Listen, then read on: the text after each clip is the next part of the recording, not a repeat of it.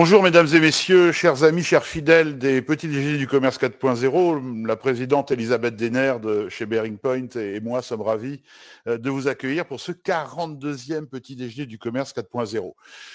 Avant de vous en parler, de vous donner le thème et de vous dire un peu ce qui va se passer et de vous présenter aussi, puisque c'est la reprise de l'année civile, de vous présenter les différents autres travaux pour le reste de l'année, au moins ce premier semestre, je voudrais dès à présent vous présenter, puisque la chaire Retailing 4.0, SCP Bearing Point, ce ne sont pas uniquement les petits déjeuners du commerce 4.0, c'est également de la production scientifique, des thèses de doctorat, des articles, des productions et notamment des ouvrages. Donc je voudrais vous présenter Distribution 4.0, deuxième édition, tout chaud, il vient de sortir.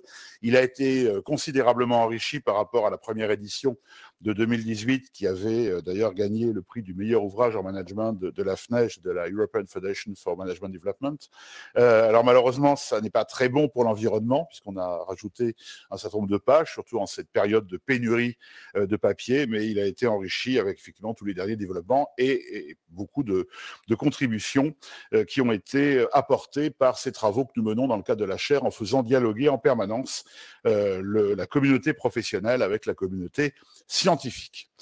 Alors aujourd'hui, donc pour ce 42e petit déjeuner du commerce 4.0, c'est un peu maintenant un rituel tous les mois de février, nous allons le consacrer au retour d'expérience de la NRF qui s'est tenue à New York, qui est le grand événement concernant les technologies dans le domaine du secteur du commerce et de la distribution, donc retailing et IT comme on dit.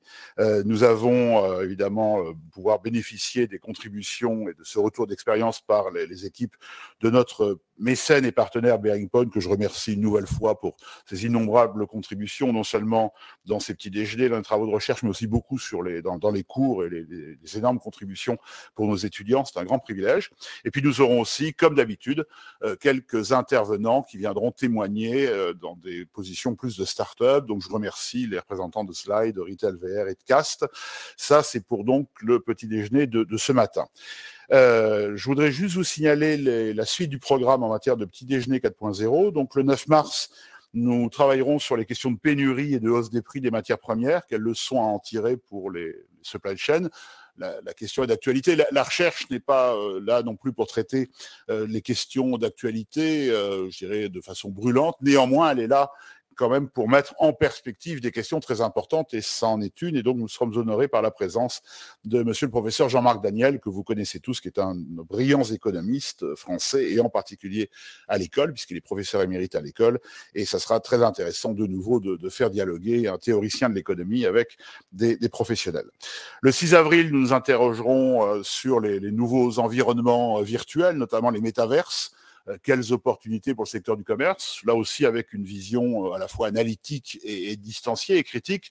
Est-ce qu'on va revivre l'affaire Second Life qui apparaissait comme une très grande utopie dans les années 2000 et puis finalement qui a un peu disparu, ou est-ce qu'au contraire c'est effectivement l'ouverture d'une nouvelle voie pour les représentations du monde de la consommation dans le domaine du digital. De la même façon, le 12 mai, nous nous intéresserons aux nouvelles générations de magasins, les magasins digitaux, comme on dit, les magasins connectés, où le digital vient s'insérer au sein du magasin. Et puis le 1er juin, nous traiterons un sujet plus spatial, toujours aussi digital, mais cette fois-ci, nous élargirons le sujet au-delà du magasin à la ville, pour parler de la ville connectée, la ville plateforme logistique, la ville drive. On sait aujourd'hui que les centres-villes sont en train de muter. Il y a peu de chances qu'on retrouve des centres-villes un peu nostalgiques, même si les mythologies communes et la doxa commune le souhaiteraient. Les centres-villes vont aussi évoluer comme les magasins sont en train de le faire, et on risque de voir de plus en plus apparaître des centres-villes mixtes avec à la fois des magasins physiques et en même temps tout un système de plateformes logistiques digitales. Et puis le 6 juillet, nous reviendrons sur un de nos campus européens, puisque nous essayons d'alterner, même si là la plupart des petits déjeuners seront en direct de Paris, mais le 6 juillet nous serons à Londres, et ça sera un petit déjeuner du soir, plutôt tea time, et nous traiterons les questions du data-driven retail, c'est-à-dire comment les data s'insèrent et vont servir le monde du commerce dans différents domaines, le e-merchandising, etc., etc. Voilà, ça c'est pour le programme. Donc une fois de plus, vous voyez que le programme est très, très digital, ce qui est normal pour la chaire Retailing 4.0. J'ajoute à ça que nous aurons également en soirée des Leader Talks. Alors, je ne vais pas encore vous dévoiler le sujet, mais nous ferons venir de très, très grands professionnels du secteur pour témoigner des évolutions récentes, et notamment post-Covid. Et puis, nous aurons sans doute, comme il a donné son accord, je le signale, notre past président, Michel-Édouard Leclerc, qui viendra faire un peu un review de ces derniers mois. Et puis, nous aurons aussi une soirée dédiée à la dédicace du livre et à la présentation des apports de distribution 4.0 deuxième édition par rapport à la première. Voilà, sans plus tarder, je vais immédiatement laisser la parole à nos amis de Bearing Point. Et Madame la Présidente, je vous passe la parole.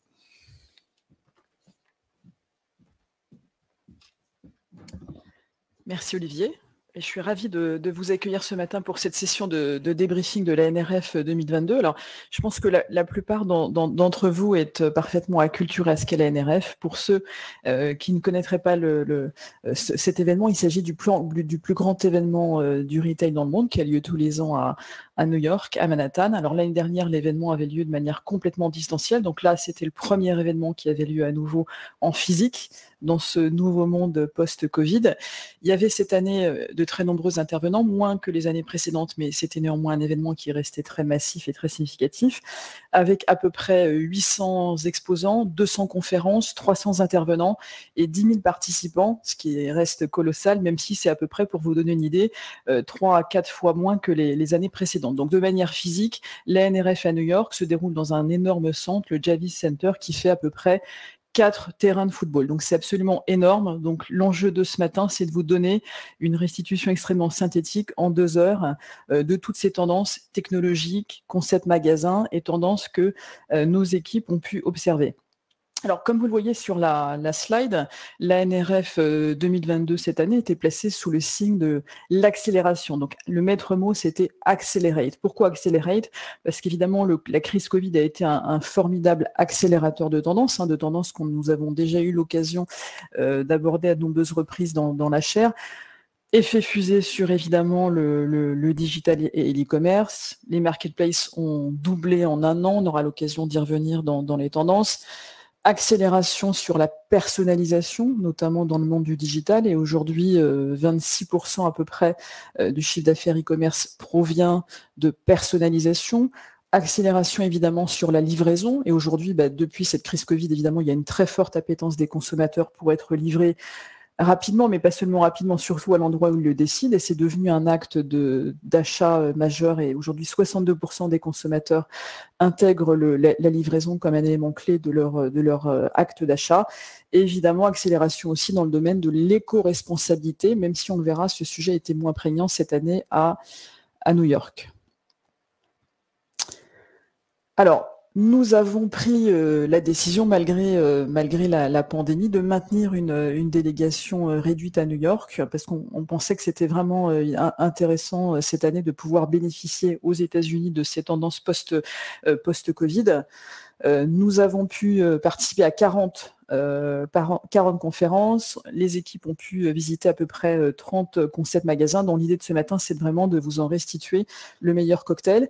Nous avons également comme partenaire Business France qui a accompagné cette année 22 startups de la French Tech. On en a sélectionné 3 qui nous paraissaient particulièrement intéressantes et qu'on aura l'occasion d'interviewer ce matin avec vous.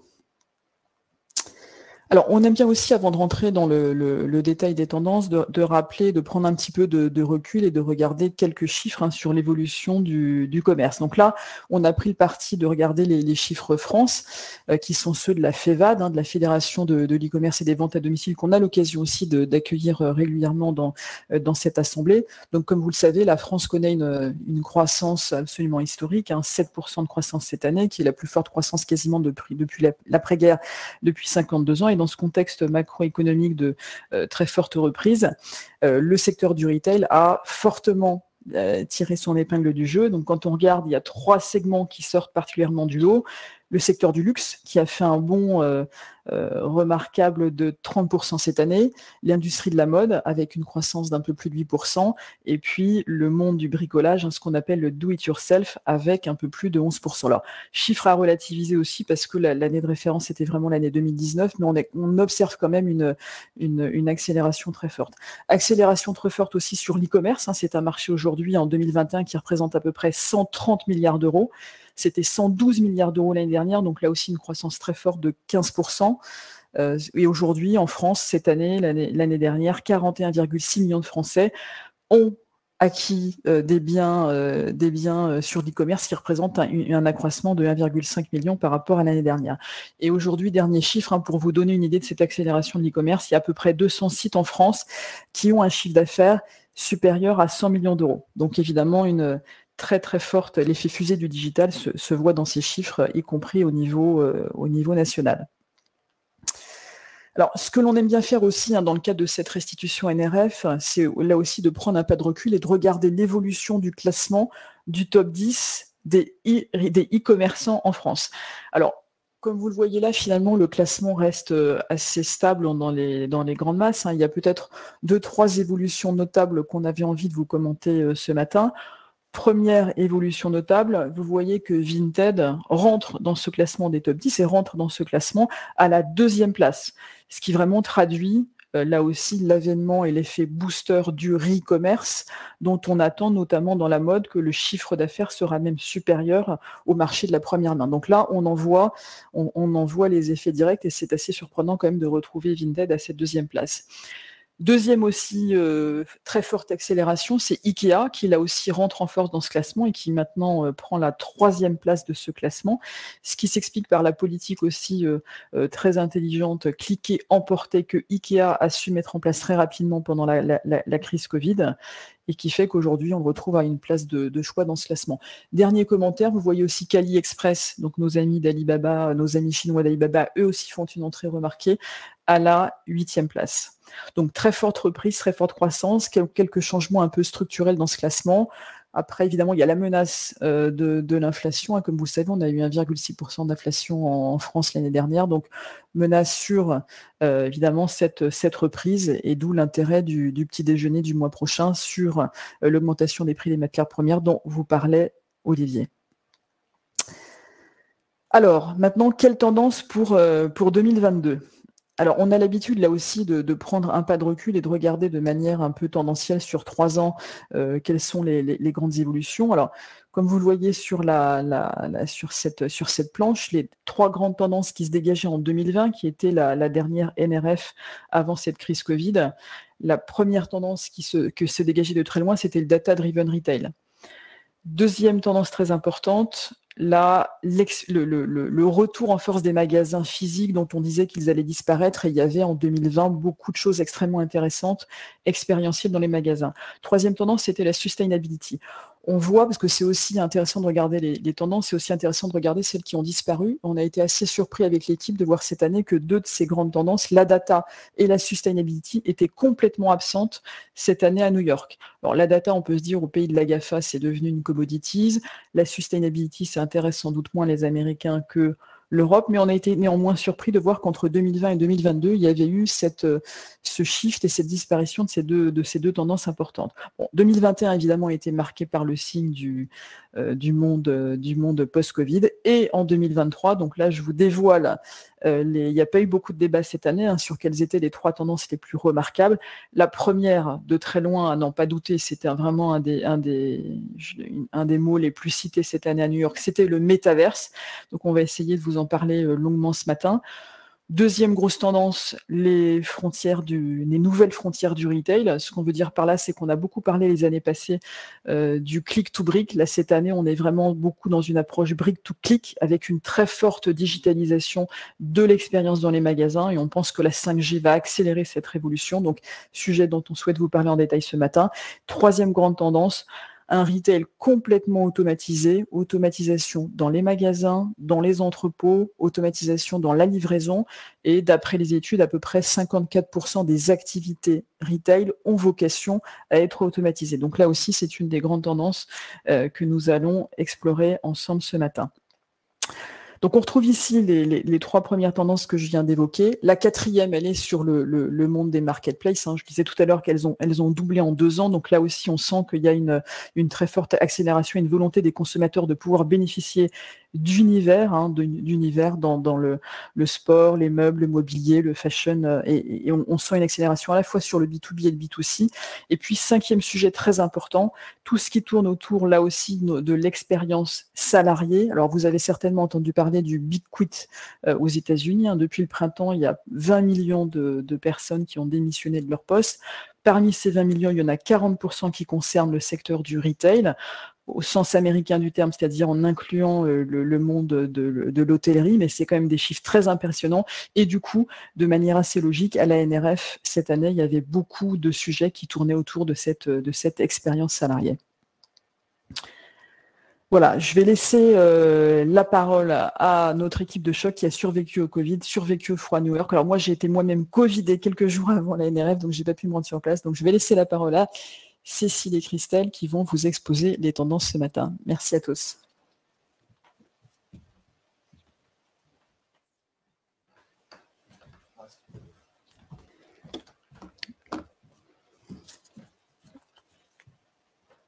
Bonjour à tous, je suis ravie d'être là avec vous aujourd'hui. Donc, comme l'a dit Elisabeth, je faisais partie de la délégation Bearing Point qui a eu la chance d'aller à la NRF cette année. J'ai pas attrapé le Covid ni avant ni pendant, donc j'ai pu rentrer aussi en temps et en heure. Et comme l'a dit Elisabeth, il a fait très très froid, jusqu'à -15 en ressenti en New York. Donc ça a mis un peu de piment à nos store tours et on était contente de rentrer au Javits Center au chaud pour assister à toutes les conférences.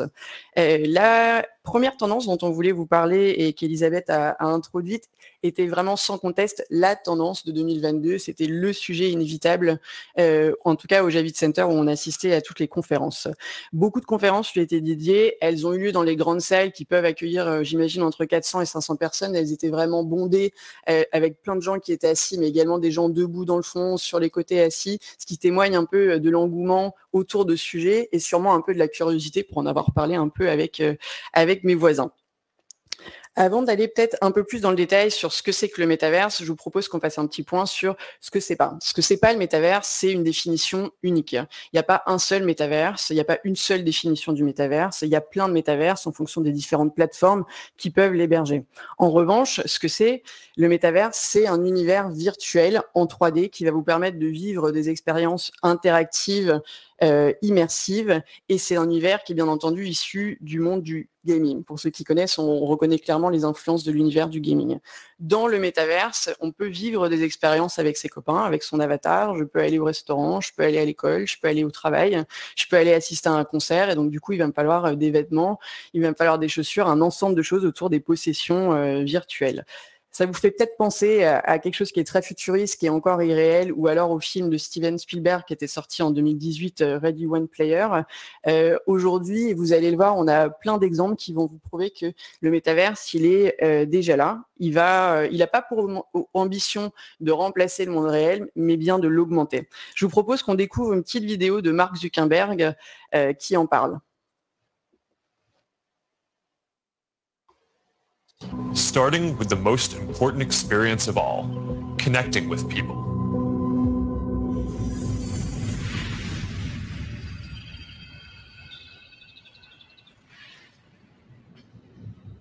Imagine you put on your glasses or headset and you're instantly in your home space.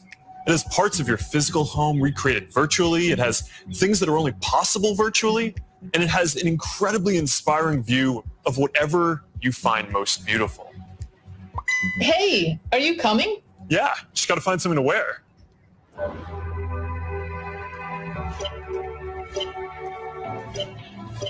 right, perfect. Oh, hey, Mark. Hey, what's going on? Hey, Mark. Mark. What's up, Mark? Whoa, we're floating in space? Who made this place? It's awesome. Right? It's from the crater I met in LA. This place is amazing. Boz, is that you? Of course it's me. You know I had to be the robot, man. I thought I was supposed to be the robot. Voilà du coup un petit aperçu du métavers selon Meta de Mark Zuckerberg. Alors, vous pensez peut-être toujours que ce monde il est futuriste, irréel, que c'est pas pour aujourd'hui ni pour demain, mais on peut se poser la question finalement, est-ce que le métavers c'est pas l'internet de 1992 ? Il y a quelques mois encore, pour moi, l'image de droite, elle faisait écho à un roman de science-fiction, mais de nombreuses personnes travaillent déjà sur le sujet. On a également des équipes chez Bearing Point qui investissent beaucoup sur le sujet. Et finalement, on se demande, est-ce que les personnes qui ont connu l'arrivée d'Internet en 1992, est-ce qu'elles se sont pas dit la même chose en disant qu'est-ce que c'est que ce truc, est-ce que ça va vraiment rester ? Et aujourd'hui, on connaît tous l'importance et la place qu'a Internet dans nos vies. Et vous allez voir, on va pouvoir citer de nombreux chiffres qui donnent le tournis à ce propos. Et on voudrait également citer le PDG de Microsoft qui a dit « Le métavers, c'est déjà là. Il ne transforme pas seulement notre vision du monde, mais également comment on y participe. » Et pour information, ils ont racheté récemment pour 75 milliards de dollars la société de jeux vidéo Activision Blizzard. Alors on peut se demander, ce monde qui va arriver, est-ce que c'est pour demain ? On vient de se dire qu'en fait, il est déjà là. Et nous, on est très occupés, nos retailers que nous sommes, à travailler sur les transformations omnicanales, la stratégie vers le commerce unifié. Ce sont des sujets qui sont vraiment d'actualité, mais on peut se demander si pour toute une génération, le combat, il n'est pas déjà ailleurs. En effet, un point important, c'est que d'ici 8 ans, donc d'ici 2030, 50% des consommateurs, ce seront des Gen Z et des Gen Alpha. C'est des jeunes qui sont hyper connectés, qui sont nés avec le digital, nés avec Internet, qui sont très à l'aise avec ces technologies, qui arrivent aujourd'hui de manière concomitante sur le marché à maturité. C'est des générations qui ont déjà en fait adopté la réalité augmentée, la réalité virtuelle, alors même qu'ils n'ont pas de revenus. 25% d'entre eux disent qu'ils seraient prêts à dépenser jusqu'à $200 dans des possessions virtuelles. Ils sont également en fait déjà présents sur le métaverse, parce qu'on se le disait, ça vient de l'univers du gaming, des chiffres qui sont impressionnants. Ils varient, pour être transparente, entre 180 et 200 millions de joueurs par mois sur la plateforme Roblox, qui est une plateforme de jeu sur laquelle des joueurs amateurs peuvent aller créer des univers, et donc autant de métaverse que de créateurs d'univers. Et c'est vraiment, je vous le disais, une connexion qui est des générations qui sont nées avec le digital, qui sont vraiment app first et qui voient vraiment les réseaux sociaux comme une source d'inspiration. 97% d'entre eux disent que c'est vraiment pour eux un moteur. Alors vous vous dites peut-être que le métaverse, c'est que méta. On vient de vous montrer effectivement une vidéo de Mark Zuckerberg, mais on a cité le PDG de Microsoft, et en réalité le métaverse, et on rentrera pas en détail aujourd'hui sur le sujet parce qu'on a un petit déjeuner qui sera dédié, mais c'est un ensemble d'acteurs. Il y a déjà un écosystème qui est très riche et foisonnant. Ça va des personnes qui vont travailler sur la 3D, sur les possessions virtuelles et tous ces environnements qu'on vient de citer qui permettent d'héberger en fait des univers du métaverse. Alors, une chose est sûre, il faut accepter que le métaverse, il est déjà là. Ça peut nous paraître lointain, on n'est peut-être pas tout à fait encore la cible, mais on va se faire rattraper par le métaverse. Quelques chiffres clés qui nous ont donné le tournis, et j'espère que c'est des chiffres qui vont être marquants aussi pour vous. 128, c'est le nombre de fois qu'a été prononcé le mot métaverse cette année au fameux Investor Days du Nasdaq. En comparaison, en 2020, c'était 7 fois uniquement. Un autre chiffre qui donne vraiment le tournis, 800 milliards de dollars d'ici 2024, c'est le revenu que devrait générer le métaverse d'après Bloomberg. D'ici 2030, les revenus générés par le métaverse pour le secteur du luxe devraient s'élever à 50 milliards de dollars d'après Morgan Stanley. 10%, c'est le nombre des transactions, la part des transactions du marché du luxe d'ici 2030.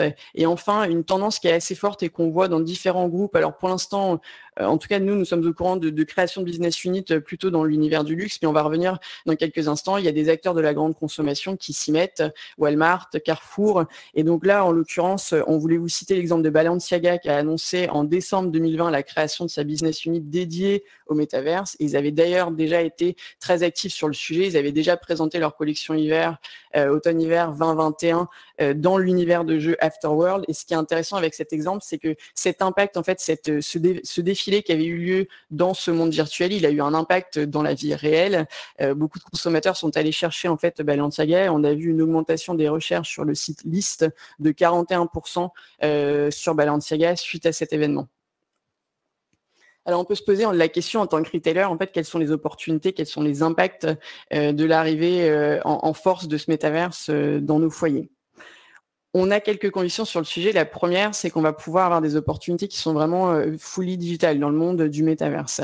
Et c'est ce qu'on va appeler le Direct to Avatar Economy, qui représente une énorme opportunité. Vous l'avez vu avec les quelques chiffres que je viens de vous présenter. Je vais vous proposer d'autres exemples concrets si vous n'êtes pas encore convaincu de la réalité du métaverse.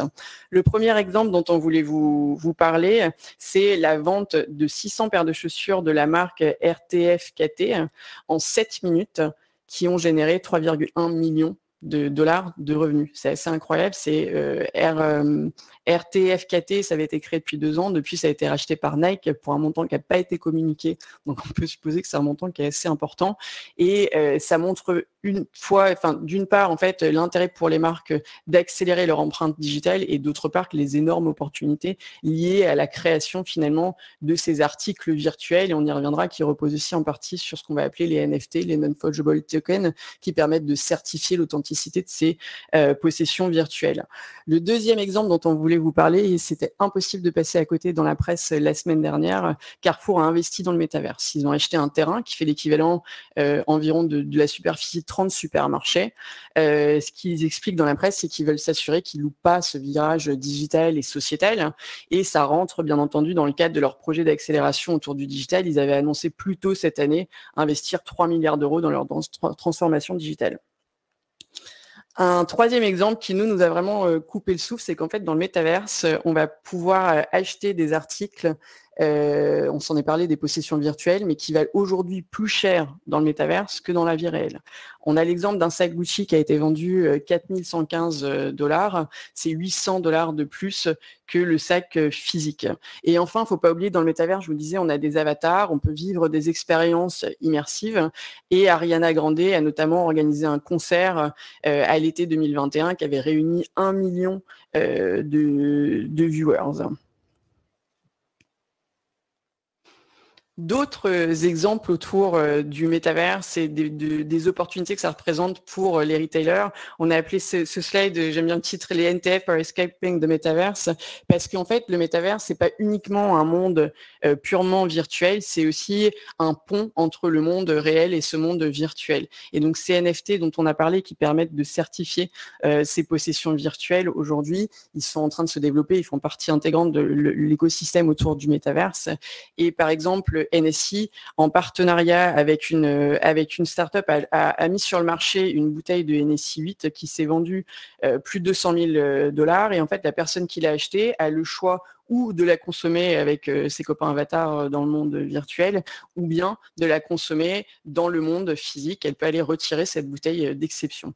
Et un deuxième exemple autour de l'expérientiel, toujours, c'est Coachella qui a annoncé en tout début d'année la mise en vente de 10 tickets à vie avec des NFT qui vont permettre en fait aux personnes qui vont les acheter de pouvoir aller à Coachella autant de fois qu'ils le souhaitent, et en plus d'avoir accès à des expériences un peu privilégiées, des secret parties and so on.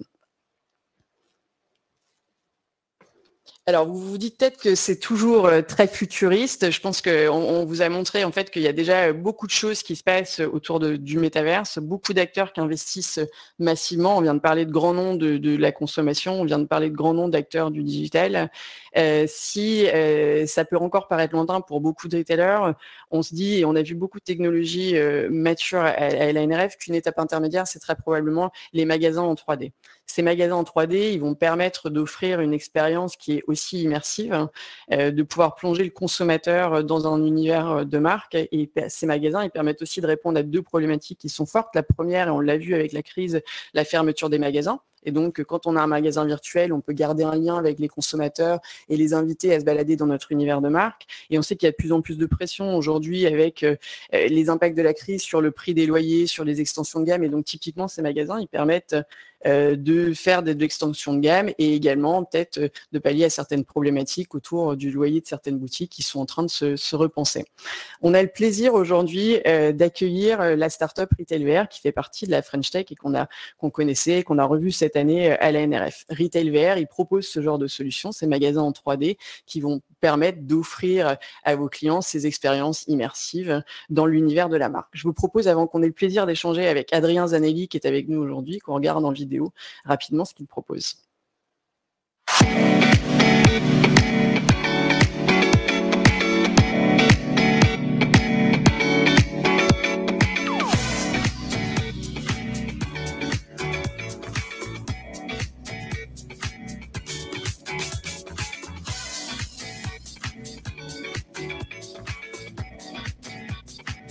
Nespresso pense que c'est une technologie qui est intéressante à creuser, à voir comment demain elle modifiera le comportement du consommateur.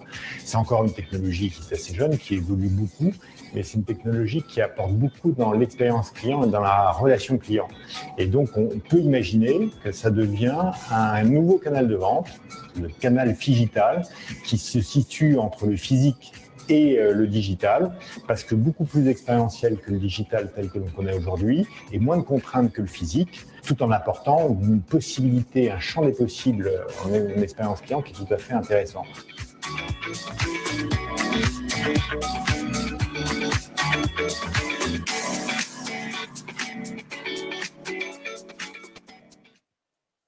Alors Adrien, merci beaucoup.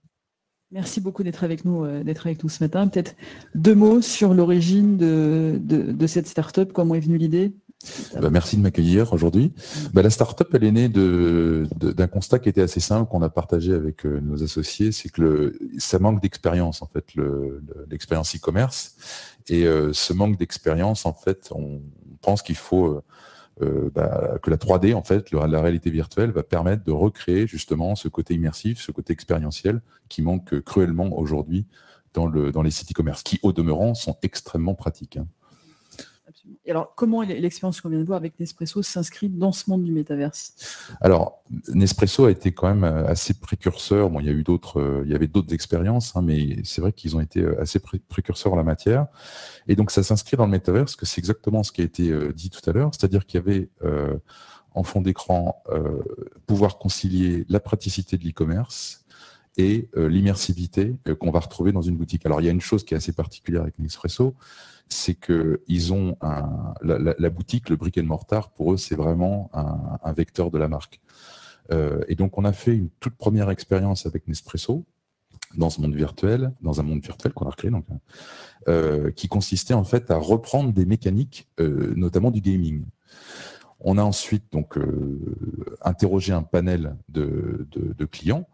Et là, on s'est rendu compte en fait qu'on était assez loin de leurs attentes. Ce qui nous a amené à développer une deuxième expérience, celle dont vous avez vu quelques images, là beaucoup plus proche en fait de la réalité. Ce qui peut paraître assez paradoxal, c'est qu'en fait, on a été obligé de recréer quelque chose au plus proche du magasin, tout en étant quelque chose de virtuel. L'autre particularité avec cette expérience Nespresso, c'est qu'en fait, on a ramené de l'humain, ce qui n'était pas le cas sur la première tentative. Et donc, on a fait revenir le conseiller, qu'on appelle le conseiller café, au sein de la boutique, avec la possibilité de rentrer en vidéoconférence avec cette personne. Et donc, tout ça créé totalement dans un univers virtuel qui peut être portable soit sur un casque, c'est le summum de l'immersivité, ou via un écran PC classique. Juste permettez-moi, M. Zanelli, d'abord merci pour ce témoignage qui est extrêmement important et intéressant. Et je trouve très intéressant cette dichotomie que vous posiez au début en disant d'un côté, il y a les magasins physiques qui étaient expérientiels, etc. Et puis effectivement, les magasins digitaux qui sont plutôt, comme on le dit dans le jargon, cognitifs, rationnels, fonctionnels. Cette dichotomie, notre ami Cédric Ducrot l'avait posée il y a déjà 7-8 ans en disant les gens iront en magasin pour ce qu'Internet ne sait pas faire. Et là, vous présentez avec les métaverses et avec ces nouvelles expériences très immersives, la fusion des deux. C'est-à-dire on va retrouver toute la dimension fonctionnelle et virtuelle de digital, mais en même temps, cette dimension immersive, on rappelle que l'expérience d'achat, c'est pas uniquement le fait d'être dans un magasin. La définition de base, et puis je dirais un mot sur l'ouvrage très récent qui vient de sortir pour faire le point sur ces questions, c'est projeter et immerger des acheteurs, des chalands, etc., dans un univers hautement réenchanté, hédoniste, et qui est plutôt basé sur l'occultation de la rationalité de l'acte d'achat et du prix, en privilégiant les dimensions émotionnelles. Et là, on voit bien qu'effectivement, on est dans un nouvel univers que sans doute aussi le social commerce, c'est-à-dire le fait d'arriver, d'amener des transactions dans l'environnement des réseaux sociaux va amener. Alors, je voudrais juste signaler, je l'ai malheureusement pas là, mais puisqu'on est aussi là pour montrer les contributions académiques, ils viennent sortir le dernier ouvrage du professeur Roderer, Claire Roderer de Strasbourg, l'université de Strasbourg, et du professeur Filzer de l'université de Dijon, qui sont les deux grands spécialistes au plan théorique de la notion de shopping expérience, puisque je rappelle que le professeur Filzer à l'IE de Dijon travaille cette question depuis une trentaine d'années, et qu'il y a à peu près 80 thèses de doctorat qui ont été soutenus sur le sujet, sur toutes les dimensions de la shopping experience.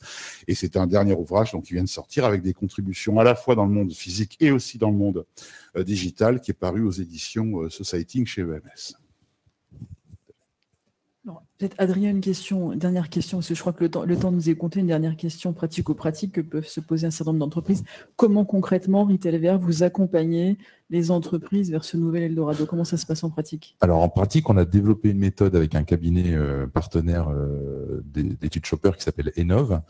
Et donc on va répondre en fait, le point c'est d'essayer de concilier les attentes du client et les attentes de la marque, et les attentes, enfin avec les contraintes techniques aussi de la marque. Donc on va répondre à une première question qui est donc à qui on va s'adresser. Donc on va faire un sondage comme ce qu'on a fait avec Nespresso. On va sonder les acheteurs pour comprendre leurs besoins, les acculturer aussi au monde du métaverse, c'est important. Ensuite, qu'est-ce qu'on va leur proposer, c'est-à-dire qu'on va définir un premier pilote qu'on va mettre en œuvre. Donc ça, c'est comment est-ce qu'on va aujourd'hui proposer une expérience. Et de cette expérience, donc on va tirer des REX, parce que nous, c'est notre credo, hein, c'est de pouvoir dire que la réalité virtuelle, c'est bien, mais il faut qu'on ait un vrai retour sur investissement. Et donc, de ces REX, on va ensuite orienter dans une direction ou une autre. Donc, en l'occurrence, chez Nespresso, ça a été la mise au point de cette boutique virtuelle. Donc, cette méthodologie, elle permet aussi à nos clients de pas seulement dire, voilà, moi, je suis présent dans le Metaverse, je plante un drapeau, comme ça se fait souvent. C'est vraiment de pouvoir les accompagner sur un outil qui va leur permettre d'avoir un retour sur expérience. Est-ce que, justement, tu aurais quelques KPI à partager, alors pas sur le cas Nespresso, mais de manière évidemment plus générique? Alors, globalement, sur les études que l'on ressort, c'est assez prégnant. Hein. Quand on pose la question, on le résume souvent de la manière suivante. La question aux clients, c'est: qu'est-ce que vous pensez d'une expérience immersive d'un type showroom virtuel? La réponse, c'est extrêmement agréable à 8,5 sur 10. Qu'est-ce que vous pensez d'un site e-commerce actuel? La réponse est 5 sur 10. Voilà, ça c'est ce qu'on a sorti sur les dernières études qu'on a menées. Et c'est systématique. Hein. Ok, bah, écoute, merci infiniment. Je pense qu'on aurait pu rester la matinée rien que sur ce sujet. Bon, j'espère qu'on aura le plaisir de te réaccueillir prochainement. Merci infiniment d'être venu ce matin avec nous. Merci de m'avoir accueilli.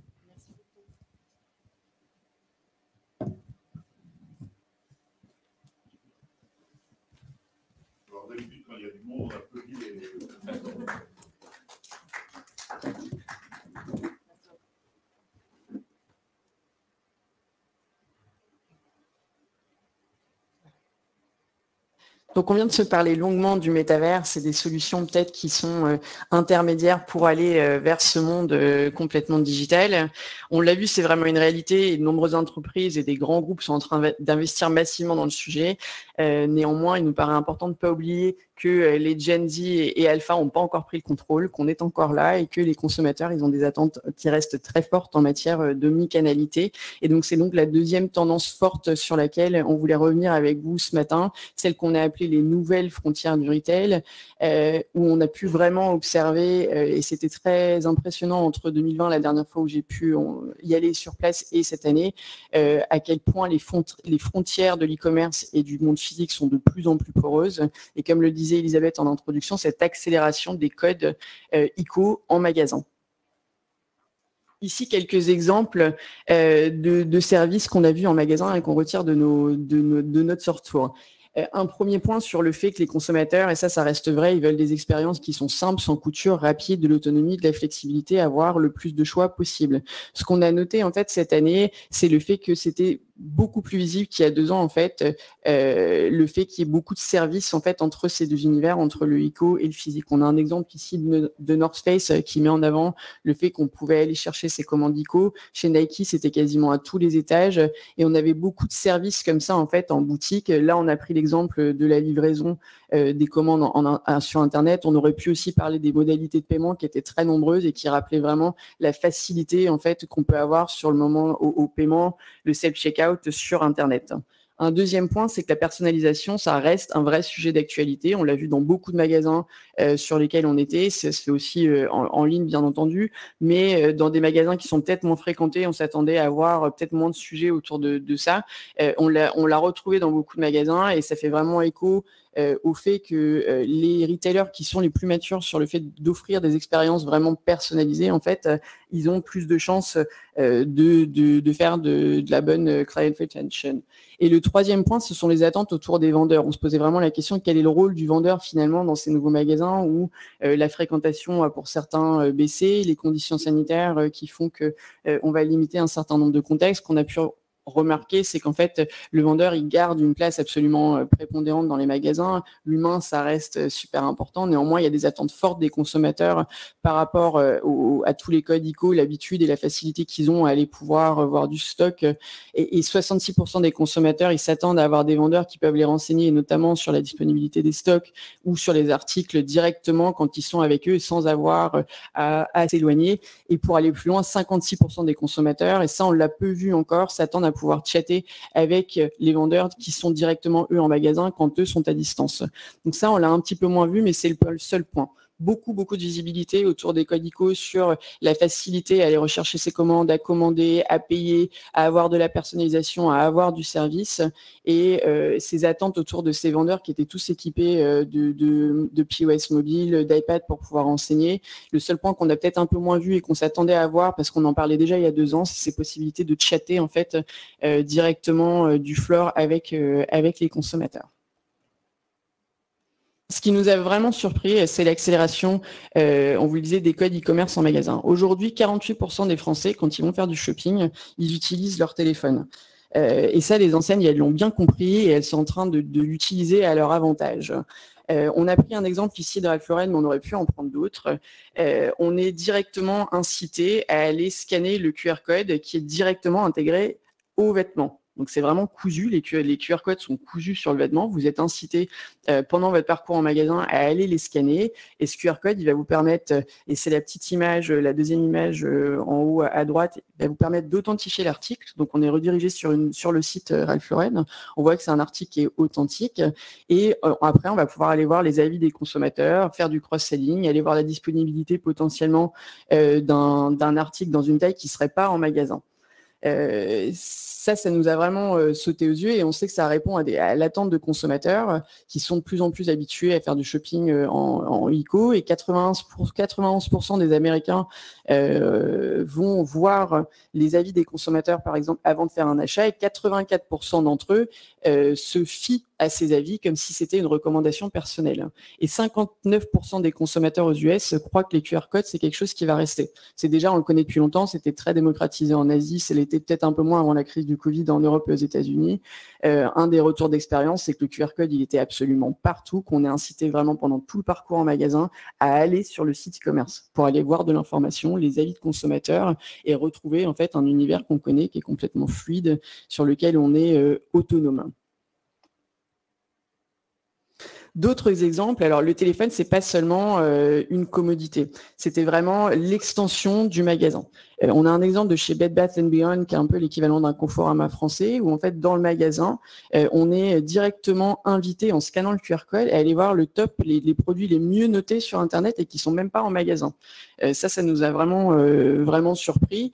Et après, il y a une autre image ici du Amazon 4-Star qui est un magasin qui est pas nouveau mais qui reprend effectivement ces codes de l'e-commerce avec les avis clients. Et on vient de le voir, c'est quelque chose qui est important pour les consommateurs. Le téléphone, c'est donc une extension du magasin. On est invité à se balader dessus, mais c'est aussi une invitation à l'expérience. Finalement, quand on rentre dans le magasin, on n'est plus un simple visiteur, on est également un invité. Et on a eu cette expérience-là au magasin, le Nike Flagship à Soho, où on a pu vivre une expérience de gamification.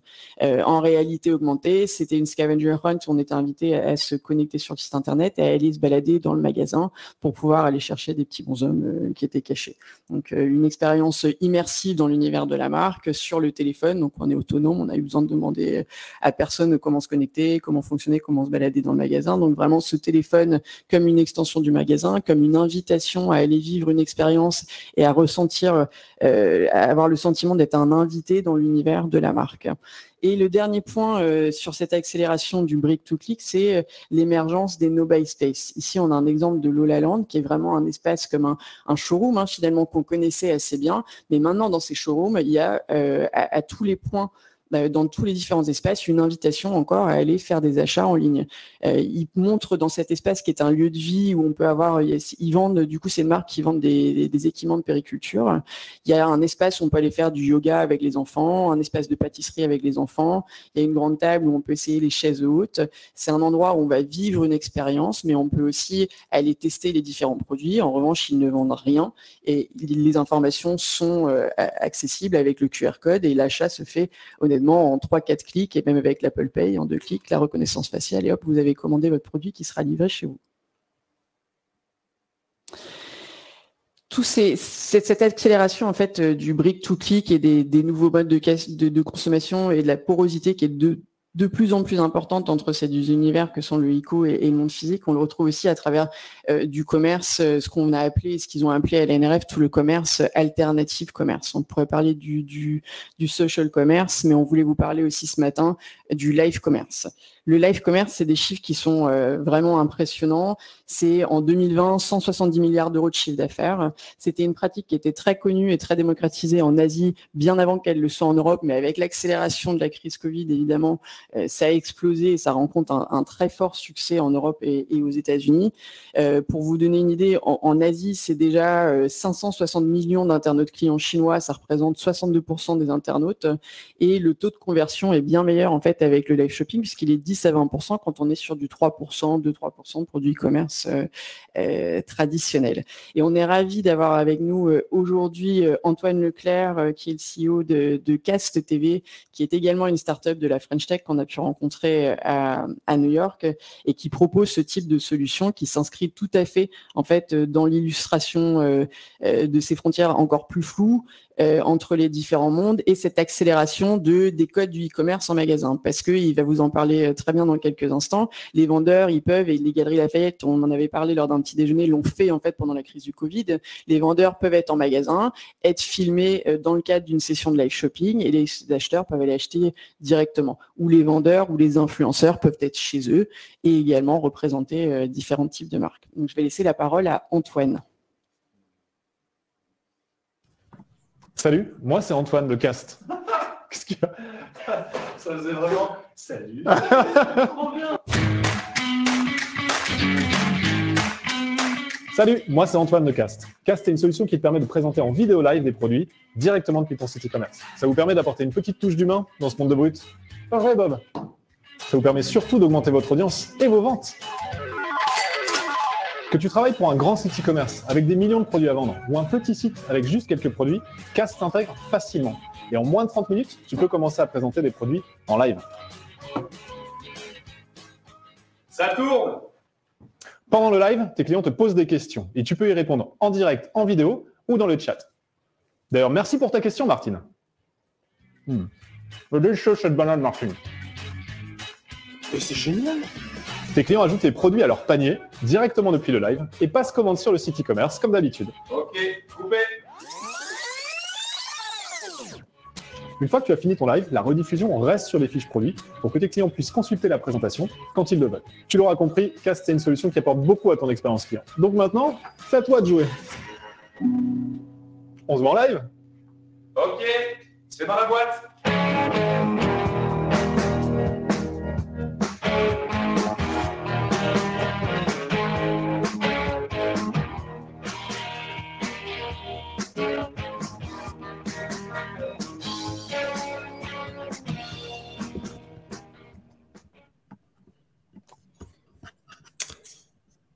Alors bonjour à toutes et à tous. Je ne sais pas si vous voyez, si vous me voyez correctement. Je n'ai pas pu être présent aujourd'hui physiquement, donc je fais cette présentation à distance. On va essayer que ce soit le plus fluide possible. Donc j'ai aucun retour, donc merci de me dire juste dans le chat si tout est bon de votre côté, et comme ça je peux démarrer. Voilà, donc aujourd'hui, chez Cast, on est vraiment spécialisé dans l'animation commerciale en digital. Souvent, on vient dire que ce qu'on fait réellement, c'est pas du live commerce, c'est vraiment repenser l'animation commerciale telle qu'elle est faite en magasin pour la mettre sur le magasin digital qui est le site e-commerce. Et donc, aujourd'hui, vous nous avez très certainement vu sur pas mal de sites, puisqu'on est présent sur Fnac Darty, on avait un live. On est aussi présent sur Fnac, c'est comme Cultura qui est vraiment, on est là pour animer le site de manière dynamique et vraiment en digital. Donc, pour rentrer rapidement dans le détail, hein, qu'est-ce que Cast? C'est vraiment une solution d'animation commerciale en digital qui est complètement intégrée dans le parcours client et où finalement des experts qui peuvent être des experts de la marque, des experts du distributeur ou éventuellement des créateurs de contenu, ce qu'on appelle plus communément des influenceurs, vont venir présenter des produits en direct directement depuis le site e-commerce. Et le fonctionnement, il est assez simple finalement. On a une solution qui s'intègre en moins de 30 minutes sur n'importe quel type de site e-commerce. Donc, je vois peut-être déjà dans la salle, à mon avis, peut-être des gens qui vont dire « Non, mais jamais de la vie, ça peut s'intégrer en 30 minutes sur mon site e-commerce ». Si c'est effectivement possible, avec Cast, en fait, tout l'enjeu, c'était de proposer une solution qui soit extrêmement simplement intégrable n'importe où, n'importe quand et quasiment par n'importe qui. Alors, je ne vais pas trop m'avancer, mais effectivement, il n'y a pas besoin de compétences techniques pour intégrer Cast sur des sites e-commerce. Donc là, vous voyez des exemples d'intégration sur Cultura, Sephora, Fnac, Cdiscount, Carrefour ou encore Leroy Merlin. Et ça, en fait, ce qu'on a créé derrière ça, c'est vraiment juste une solution sur laquelle vous avez un tag à ajouter à l'intérieur de votre tag manager habituel, Google Tag Manager, Tag Commander ou autre, et qui va nous permettre en tout cas de créer les pages que vous voyez ici. Et donc, on a un premier mode d'intégration qui est vraiment une page d'atterrissage dédiée vraiment à l'événementiel autour du live. Et de l'autre côté, on a des widgets qui viennent s'intégrer directement sur les fiches produits pour continuer à faire vivre le live, même une fois que l'événement est passé. Et donc, on va pouvoir accéder à la fois au live, mais aussi au replay, tout en bas du funnel d'achat sur la fiche produit qui va permettre, là, comme vous voyez là, sur Boulanger juste avant, ici sur Carrefour, encore sur Leroy Merlin ou sur Clarins, d'apporter un contenu produit riche, interactif, directement sur le site e-commerce. Et donc, on va avoir, une fois qu'on aura la présentation finalement et la disponibilité de ces présentations, la possibilité de suivre les présentations en direct. Donc là, vous étiez en direct, par exemple, sur le site de Boulanger il y a maintenant quelques semaines. Vous voyez un petit peu comment ça se passe, hein. Vous avez très certainement déjà participé à des séances de live commerce. Une vidéo est passée en direct, un chat sur lequel les clients peuvent venir interagir, les produits qui sont présentés en direct pendant le live. Éventuellement, chez Cast, on a aussi un petit module qui permet de gérer des questions-réponses, et donc à des clients de poser des questions directement depuis le live et d'avoir la réponse, surtout en temps réel, mais surtout de manière structurée par rapport à ce qu'ils ont posé. Et on va avoir des lives, donc on appelle des lives format paysage, comme ce que vous voyez là, qui est un format un peu classique, un peu plutôt orienté YouTube. On va aussi avoir des lives format portrait, qui sont plus orientés Instagram et souvent beaucoup plus immersifs, notamment sur téléphone portable, qui est en général à peu près entre 70 et 80% de l'audience qu'on peut avoir sur les lives. Hein. C'est vraiment des audiences extrêmement mobiles, voire plus dans certains cas et dans certains pays. Et donc, en fait, ce qui va se passer, tout simplement, c'est, je vais cliquer sur le produit, je vais pouvoir l'ajouter au panier. Vous voyez en bas le petit bouton d'ajout au panier, éventuellement choisir les tailles. Donc, vraiment de manière très classique, comme sur une mini fiche produit. Je vais pouvoir retrouver l'ensemble des produits qui vont être présentés, qui ont été présentés durant le live, et puis l'ensemble des échanges. Après, là, on est sur un format, bien sûr, ordinateur, mais c'est exactement la même chose sur un format mobile. Ce qu'il faut savoir aussi, c'est qu'avec le live commerce, ça ouvre une nouvelle porte pour pouvoir diffuser au maximum ces contenus sur différents endroits. Donc, on peut très bien imaginer qu'ils sont multidiffusés au niveau de différents supports, comme par exemple e-commerce. Ce qu'on a fait par exemple avec Moulinex, parfois, quand on fait des lives, on multidiffuse sur à la fois Fnac, Darty, Boulanger en simultané et potentiellement d'autres sites. Mais on a beaucoup de lives aussi qui sont multidiffusés quasiment systématiquement sur des réseaux sociaux. Et donc, vous pouvez imaginer un live qui se passe sur le site e-commerce de l'enseigne ou de la marque, mais qui va être en plus multidiffusé sur Facebook, YouTube, Instagram, Twitch, TikTok, etc.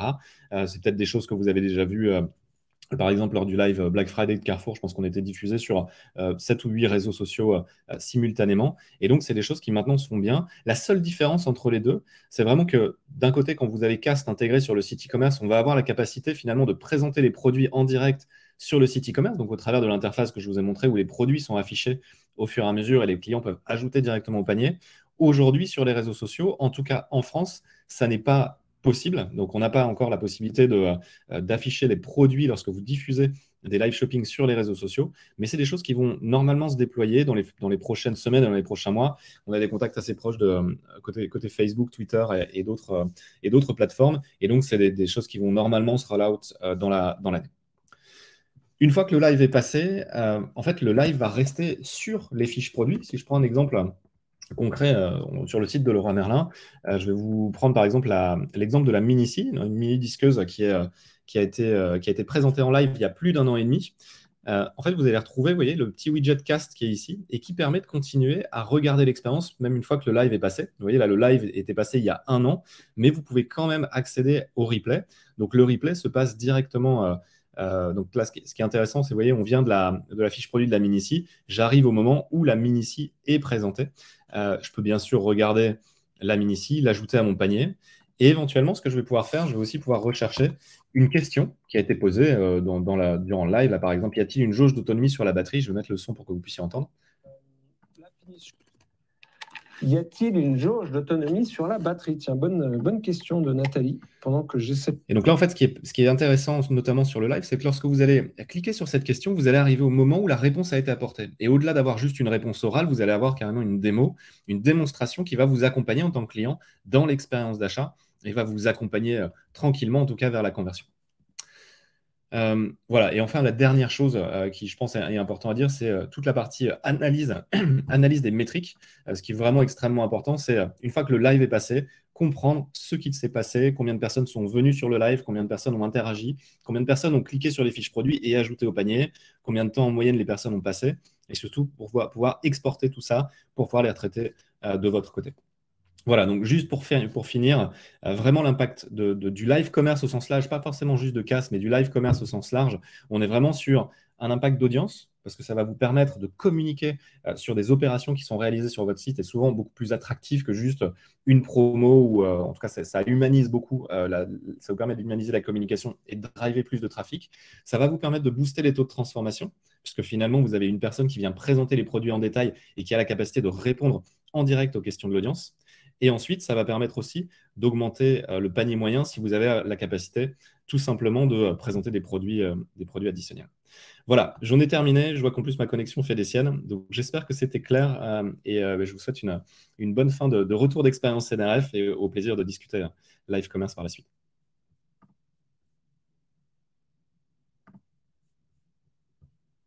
Présenter Cécile et comme vient de le faire Antoine à l'instant, vous l'avez bien compris, les consommateurs, ils sont aujourd'hui très friands et demandeurs d'expériences, que ce soit des expériences en ligne ou en magasin. Ils souhaitent par exemple plus de visibilité sur les stocks en ligne, plus de moyens de paiement et de livraison, ou encore du self-checkout. Aujourd'hui, c'est une réalité et les retailers, ils en sont bien conscients. Puisqu'en fait, en 2021, 77% d'entre eux déclaraient se sentir déjà obligés à améliorer leur opération d'exécution et leur efficacité. Donc les entreprises, elles l'ont bien compris, elles doivent faire preuve aujourd'hui d'adaptabilité et de flexibilité. Et une des façons de le faire, bien sûr, c'est via des robots qui sont automatisés et automatiques. Donc, contrairement aux dernières années où à la NRF, il y avait énormément de robots qui étaient à notre sens un peu gadgets, on l'a vu cette année dans un grand salon qui était dédié aux solutions et aux innovations, que beaucoup de technologies étaient déjà arrivées à maturité et qu'elles répondent maintenant à des use cases qui sont finalement assez simples et qui permettent de couvrir certains bouts de process avec des robots.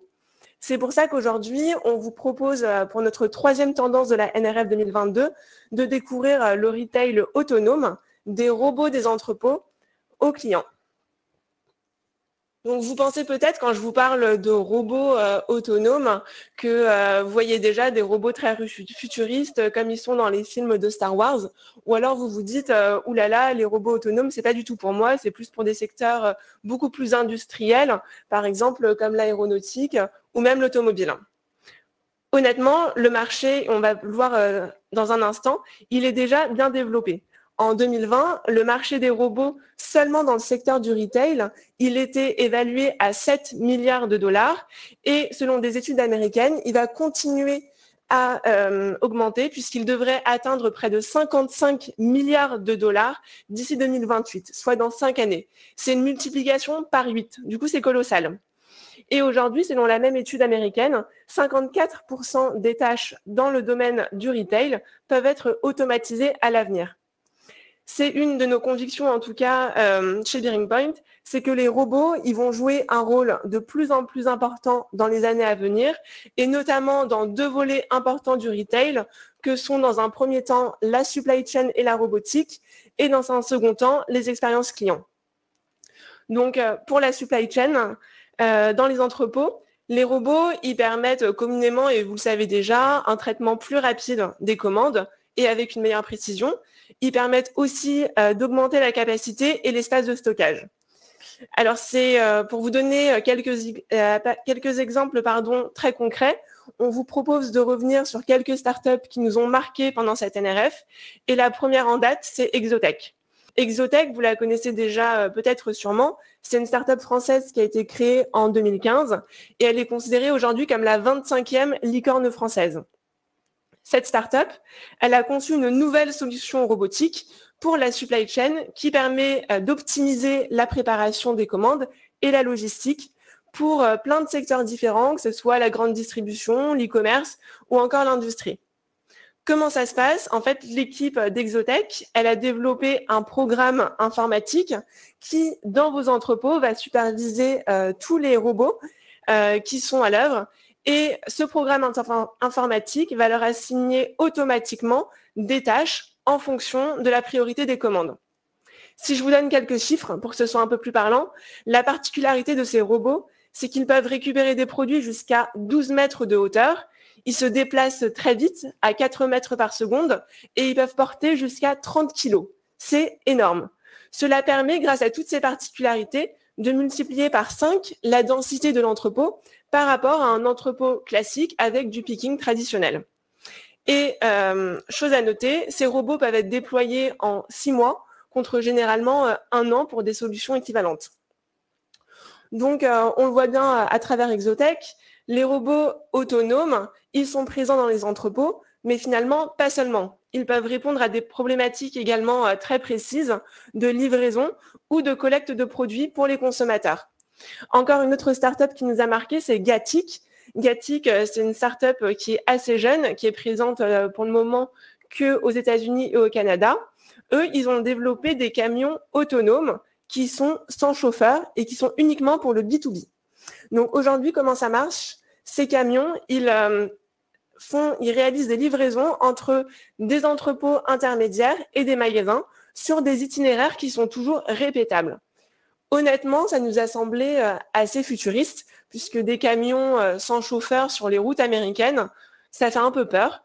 En tout cas, à l'heure d'aujourd'hui, il y a déjà 20 camions qui roulent sur les routes américaines et la startup Gatik travaille en collaboration avec Walmart depuis août 2021 pour ces camions et on pense que dans les années à venir, c'est quelque chose qui va se développer en tout cas et c'est l'ambition de la startup. Aujourd'hui, ils disent réaliser plus de 30 000 livraisons aux États-Unis et en Canada. Enfin, pour un dernier exemple, pour cette automatisation de nos entrepôts et de la livraison, c'est Retail Robotique. Retail Robotique, c'est une start-up qui s'est associée à Carrefour pour, en 2020, lancer une nouvelle solution de drive piéton. Alors, le drive piéton, vous allez me dire, c'est pas nouveau, il y en a déjà qui existent, et c'est vrai. Mais la particularité de ce nouveau drive piéton, c'est 2 choses. Dans un premier temps, c'est qu'à l'intérieur de ce drive, il y a des zones de stockage avec des températures différentes qui permettent notamment de garder des produits qui ont besoin d'être dans des zones réfrigérées. Donc ça, c'est la première grande nouveauté. La deuxième nouveauté, c'est que quand vous arrivez en tant que consommateur dans ce drive, vous avez bien entendu dans un premier temps réalisé déjà vos courses sur le site marchand Carrefour.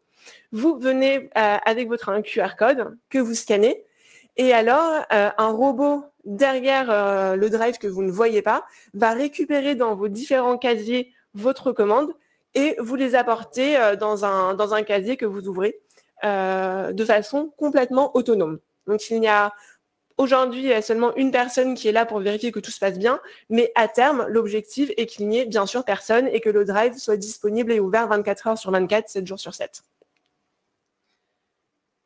Donc l'automatisation, bien sûr là je viens de vous décrire plusieurs activités de back-office où cette autonomisation est possible. Donc par exemple dans la gestion de commandes, la logistique, mais les retailers, à notre sens, ils doivent bien garder à l'esprit que les acheteurs, ils attendent également une expérience améliorée en magasin. Et une des façons de le proposer, c'est le self-checkout, qui est vraiment le paiement en autonomie. Encore une fois, le self-checkout, ce n'est pas nouveau. Le premier magasin Amazon Go a été lancé déjà en 2018 aux États-Unis. Ça fait déjà 4 ans. Mais ce qu'on voit, c'est une accélération de ce phénomène de self-checkout. Par exemple, le premier Amazon Go en Europe a été ouvert seulement l'année dernière à Londres. Donc, c'est quelque chose de relativement nouveau en Europe. Et Amazon, il ne faut pas l'oublier, a ouvert sa technologie de self-checkout à des distributeurs tiers pour que ceux-ci puissent la démocratiser et la développer. Le self-checkout, c'est finalement de la computer vision, c'est des capteurs et c'est des caméras qui permettent de savoir exactement ce que vous faites dans le magasin. Donc, on peut penser que petit à petit, cette démocratisation va avoir lieu puisque surtout les consommateurs sont très positifs vis-à-vis de ce self-checkout et en sont très friands. Selon des études américaines, on a 66% des consommateurs qui pensent que le self-checkout peut répondre de façon concrète à une solution à une problématique qu'ils rencontrent en magasin, par exemple quand il y a des énormes files d'attente en caisse. Et même 39% des consommateurs vont plus loin en disant qu'ils attendent des retailers de leur proposer des solutions de self-checkout pour qu'ils puissent être complètement autonomes en magasin en faisant leur shopping et ils ne veulent même pas passer par un vendeur alors qu'ils sont en boutique. Personnellement, je pensais qu'en France, le self-checkout, ça concernait seulement le secteur de l'alimentaire. En tout cas, c'est le secteur où le self-checkout est le plus représenté. Par exemple, on peut penser à Monoprix, à Carrefour, où vous avez des bornes qui sont disponibles. Aujourd'hui, on a décidé de vous présenter une nouvelle solution qui s'appelle Slide, qui est une solution danoise, qui amène en fait à un autre niveau l'expérience du self-checkout en magasin, et notamment pour les retailers du secteur de l'habillement. Donc cette présentation, elle sera en anglais puisque c'est une entreprise danoise et on a la chance d'avoir Nikolai qui est le CEO qui est parmi nous. Avant de lui donner la parole, je voudrais juste vous la présenter en vidéo.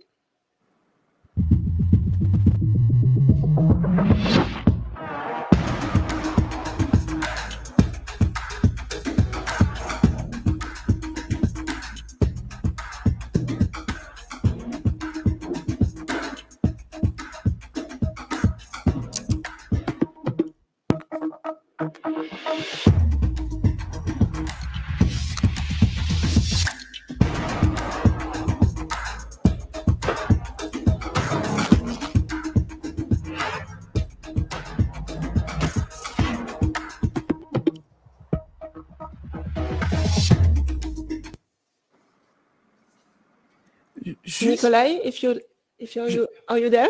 Yeah, I am. Hello, nice to meet everybody. Juste une petite parenthèse, le temps qui se connecte, n'oubliez pas que vous pouvez poser des questions sur le chat de votre plateforme et on y répondra à la fin. Sorry, yeah, I guess that was probably my cue. I don't speak French, but I would love to tell you about Slide and what we do. So as you saw in the video, we do self-checkout for fashion stores. And that is sort of what we're based around. We are founded out of Denmark, started in 2016 and are around 30 people now. And really scaling up our efforts. We are what I would call like a classic VC startup that raises a lot of money and will keep raising money to build out the product. We are based in Aarhus in Denmark and working with some of the major retailers here in the Nordics. I think the reason why we started Slide, sorry, I can hear myself a bit. Is the noise okay or the sound okay for you guys? Okay, I guess it is. I think it's better now. But yeah. The reason why we started Slide was this frustration of standing in line, and that was where everything is centered around. But I think since we started, there's happened a lot in retail, and we see that like during also the pandemic, sales have been declining, foot traffic has gone down, operation costs have gone up. It's even hard for a lot of the stores to find employees now, and a lot of the modern consumers are preferring to shop from Zalando, ASOS, these big multi-brand platforms. I think what we really see is that there is still a need for fashion retail, physical fashion retail stores, but we need to innovate the way we do it in fashion retail stores. I think that's what we are here to do, like to make them more customer friendly, but also to give them some digitalization tools that enables to run the stores more profitable. And just to give you an idea of some of the brands we're working with now, we're working with Weekday, which is a part of H&M Group, Bestseller, a big Danish company, but are working internationally with Jack & Jones, Only, Vermoda. Then we're working with the bestseller brand called Selected. And then down here I have a couple of Danish brands that you probably don't know, Moss Copenhagen, women's brand, Les Deux, male brand, and Riise Sneaker Store, a sneaker brand.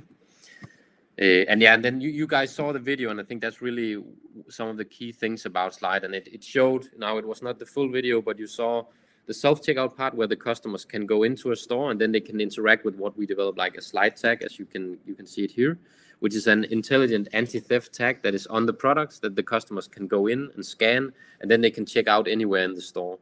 So I think this is really what creates the whole experience around Slide. And through this journey, we collect a lot of data about the customers. What are they interacting with? How often are they coming back? How is the gender split in the store? How is the age split?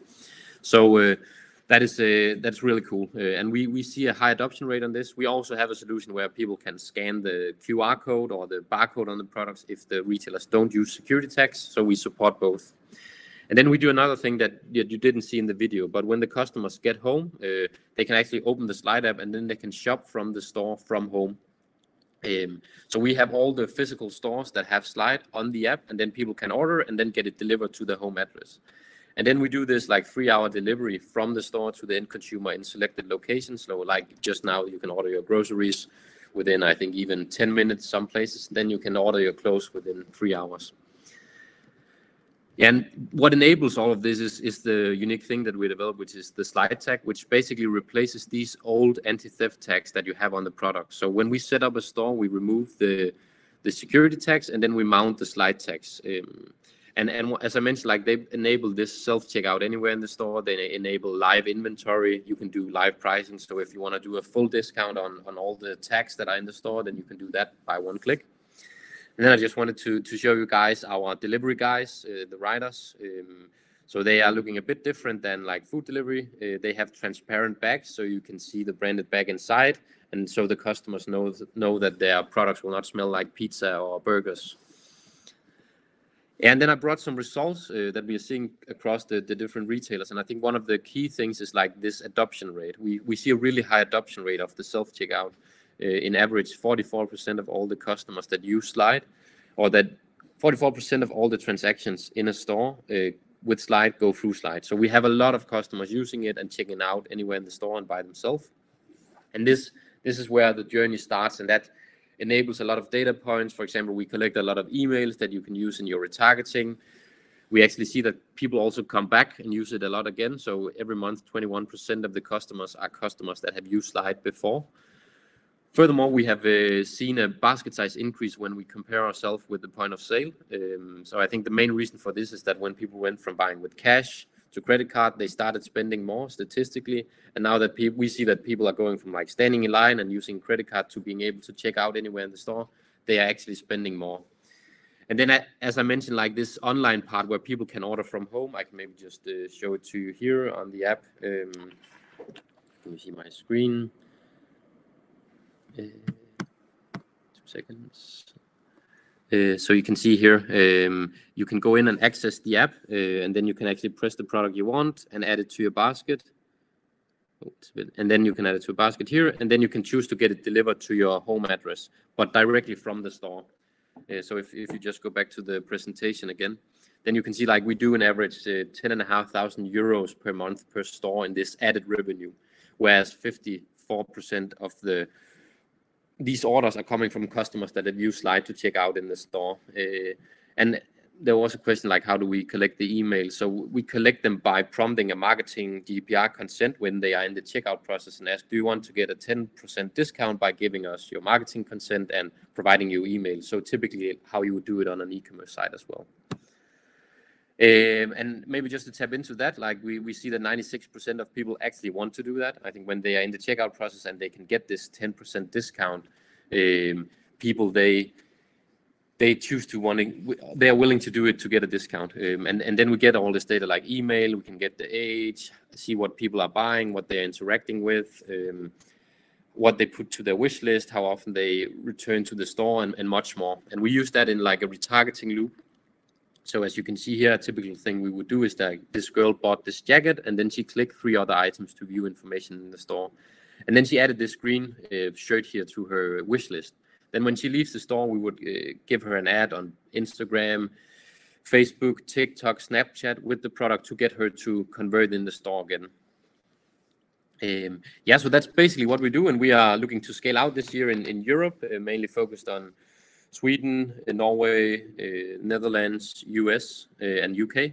So also our reason for being at the NRF. Then I can see I have a couple of questions. And one of them is like, how can you track the turnover done in store vs online and get the productivity of the store? So I think what's being asked here is like, we get access to the point of sale data and can compare that with our sales data when people do the transactions in the store. And the online turnover, we can see when people order it, like it goes through us. Yeah, so that's basically what we do. Super excited to present to you guys. So yeah. And then there is maybe one question that is like a good question, like where do we apply this Slide security tag? So there's 2 different ways of applying these tags. One is like if you do source tagging and put them on at warehouses, you can do that. But majority, like smaller retailers, they still mount them in the store. And we actually see like the operations of mounting a Slide tag compared to a normal tag is the same because our is in one part. So it's a lot easier to mount than these like old ones that are usually in 2 parts. Yeah. I think that's it. I don't know if there are any more questions. There was a couple of questions in French, but I cannot answer them. Sure, no problem. If we have additional questions, we can share it with you after this presentation. Thank you. Okay, perfect. Thank you very much. Alors, vous l'avez vu, même grâce à cette présentation de slide, aujourd'hui, on vit dans un monde où les frontières, elles deviennent finalement de plus en plus floues entre les magasins physiques et l'e-commerce. On voulait, dans ce contexte-là, vous présenter et vous parler d'une autre tendance qui n'est pas un sujet nouveau, mais qui a considérablement évolué ces derniers mois et cette dernière année, que sont les marketplaces. Donc les marketplaces, j'imagine que vous avez tous ce que c'est. Ce sont ces grandes plateformes de l'e-commerce qui permettent de mettre en relation des vendeurs avec des acheteurs de façon très très simple. Il y a Amazon, il y a Cdiscount, La Redoute, la Fnac et même Facebook depuis 2017 est devenu une marketplace. Ce qui est nouveau aujourd'hui avec ces marketplaces, c'est que ce sont véritablement elles qui sont les boosters de l'e-commerce et ce, de manière considérable. Pour vous parler avec quelques chiffres, en 2020, les marketplaces, elles réalisaient à elles seules 62% des ventes e-commerce dans le monde. En 2008, c'était que 10%. Donc l'évolution, elle est considérable. La tendance, bien sûr, elle est similaire pour la France, où, par exemple, le chiffre des marketplaces, il est passé de 8% en 2012 à 32% en 2020. Donc, c'est donc tout naturellement que ce matin, on voulait vous présenter notre 4e tendance phare de la NRF de cette année, qui est les marketplaces, le booster de l'e-commerce. Alors, si je continue avec quelques chiffres, en 2021, donc l'année dernière, 66% des consommateurs mondiaux déclaraient qu'ils préféraient faire leur shopping sur des marketplaces plutôt que sur des sites e-commerce traditionnels. Alors, ça peut paraître surprenant, mais finalement, quand on y pense bien, ça ne l'est pas tellement. Les raisons, elles sont assez simples. Sur les marketplaces, il y a plus de choix et d'offres en un seul endroit par rapport à des sites e-commerce qui sont divisés. Et il est donc plus facile pour le consommateur de comparer les produits entre eux. Les prix, ils sont souvent relativement plus faibles et à la baisse. Il y a des options de livraison qui sont très diverses et très multiples. Et enfin, généralement, bien sûr, ce n'est pas toujours vrai, mais généralement, les expériences clients sont plus simples et plus fluides sur les marketplaces que sur les sites e-commerce traditionnels. Donc, les marketplaces, elles s'inscrivent dans un cercle assez fameux et vertueux de Jeff Bezos, dont il a déjà parlé en 2001. Ce cercle vertueux, qu'est-ce qu'il dit? Il dit que finalement, tout commence avec l'expérience client en ligne. Si le consommateur a une bonne expérience client en ligne, alors il sera satisfait, il va en parler autour de lui et il aura tendance à revenir sur ce site e-commerce. Le fait qu'il revienne et qu'il en parle autour de lui, ça va attirer plus de fournisseurs à venir et à proposer leurs produits. Donc, il y aura plus de produits sur la marketplace, ce qui va augmenter et améliorer l'expérience client. Et donc, comme l'expérience client va être encore améliorée, les clients seront toujours de plus en plus friands de revenir sur cette marketplace, et donc les fournisseurs et l'offre, et ainsi de suite. Et donc, c'est vraiment un cercle vertueux, et ce modèle, il est très extensible. Il permet finalement de créer de véritables réseaux gagnants pour les trois parties que sont les vendeurs, les acheteurs et les opérateurs des marketplaces. C'est pour ça qu'on appelle ce trio gagnant le win-win-win effect. Et c'est grâce finalement à ce cercle vertueux que les chiffres des marketplaces sont aussi impressionnants. L'année dernière, par exemple, sur les 15 derniers mois, le nombre de vendeurs a augmenté sur les marketplaces de 36% et on estime que ces chiffres vont encore s'emballer même pour cette année 2022, puisque selon Gartner, 70% des transactions e-commerce vont avoir lieu sur les sites e-commerce, enfin sur les marketplaces, pardon. Les marketplaces, vous l'avez bien compris, j'espère, elles sont attractives pour les consommateurs, elles sont attractives pour les revendeurs, mais elles sont attractives aussi pour les investisseurs. Et l'année dernière, l'année 2021, elle restera finalement dans les annales comme une très bonne année pour les investissements et les levées de fonds pour les marketplaces. Ça concerne tous les types de marketplaces, qu'elles soient C2C, par exemple, Vinted a levé l'année dernière 250 millions d'euros. Ça concerne le back market qui a levé 450 millions, et ce n'est que des exemples, bien sûr, mais aussi des sites qui sont en B2B et en B2C comme ManoMano, qui ont, eux, réussi à lever 255 millions d'euros l'année dernière. Finalement, vous voyez, les marketplaces concernent tous les secteurs, le C2C, le B2C et le B2B. Et c'est finalement ce qui est notable, c'est l'accélération en B2B de ces marketplaces. Aujourd'hui, il y a seulement 26% des entreprises en B2B qui disent et qui disposent des outils et des technologies nécessaires pour proposer de bonnes expériences clients à leurs acheteurs. C'est pourquoi, comme ils n'ont pas cette technologie, qui se tournent vers des marketplaces en B2B. Derrière, finalement, il y a une double volonté. Bien sûr, la volonté de répondre aux besoins des clients puisqu'ils n'ont pas cette technologie en propre, mais c'est également pour eux une opportunité de protéger leur marché face à des grands mastodontes que vous connaissez tous, qui sont Alibaba ou Amazon. Donc, encore une fois, si je reprends l'exemple de ManoMano, qui est du B2B et du C2C, on voit qu'en 2020, leur croissance en B2B, elle a été même plus forte que leur croissance en C2C. Elle a été respectivement de plus 140% et de plus 100%. Et enfin, un dernier exemple qui nous a un peu marqué et étonné, c'est Airbus. Airbus, ils ont eux aussi lancé leur propre marketplace. C'était en février 2020 pour permettre de mettre en relation des vendeurs avec des acheteurs de confiance, notamment pour la vente d'hélicoptères. On ne les attendait pas là, mais finalement, ils sont eux aussi attirés par ces marketplaces. Alors, vous avez peut-être l'impression que finalement, c'est donc un bon move d'aller vers des marketplaces et que ça se fait en un claquement de doigts. En réalité, le passage à une marketplace, il ne s'improvise pas et il n'est pas si évident de la mettre en place en interne quand on a seulement la technologie dont disposent les grandes entreprises.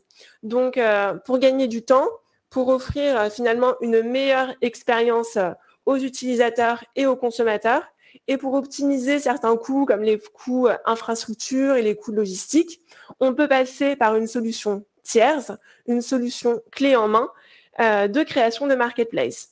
Et c'est notamment ce qu'on voulait vous présenter aujourd'hui avec Octopia. Octopia, elle fait partie du groupe Cdiscount et plus largement de Casino. Et c'est Cdiscount qui a lancé l'année dernière sa solution de marketplace. Octopia, ce qu'il propose, c'est il donne la possibilité aux commerçants d'accélérer leur activité de vente en ligne en leur donnant accès à un catalogue très large de produits et de vendeurs en passant par une place de marché. Concrètement, il y a 2 atouts principaux de passer par Octopia, par cette solution tierce. Le premier, c'est que Octopia, ils ont une expérience qui est très forte en matière de marketplace. Ils ont notamment opéré la marketplace de Cdiscount depuis des années. Cdiscount, en quelques chiffres, c'est 100 millions de produits, c'est 14 000 vendeurs qualifiés, c'est 100 000 commandes par jour et c'est des livraisons dans 30 pays. Donc, il y a un vrai intérêt pour les entreprises à passer par cette expérience que s'est forgée Octopia grâce à Cdiscount. Le deuxième grand atout d'Octopia, c'est de proposer des services qui sont clés en main. C'est-à-dire que finalement, ils vont proposer à leurs futurs clients d'inclure des services de logistique, des services de gestion de stock, des services de livraison de commandes que certaines entreprises ne peuvent se permettre, ou en tout cas, c'est plus compliqué pour elles de les mettre en œuvre de façon assez rapide. Donc, Octopia, il compte déjà aujourd'hui plus de 200 clients qui ont adhéré à leur solution. C'est par exemple un site assez connu qui s'appelle Real en Allemagne. C'est aussi CDON qui est le 2e site e-commerce en Scandinavie. Et même en France, ils ont lancé la marketplace de Casino que vous voyez à l'écran. Et la grande force finalement d'Octopia, comme on l'a dit encore à présent, c'est que au lancement, Casino avait déjà plus de 50 000 produits de disponibles sur son catalogue. Et cela n'aurait jamais été possible sans passer par une marketplace. Alors, j'espère que la 4e tendance vous a plu et je laisse la parole à Cécile qui va vous parler de notre dernière tendance de la NRF 2022.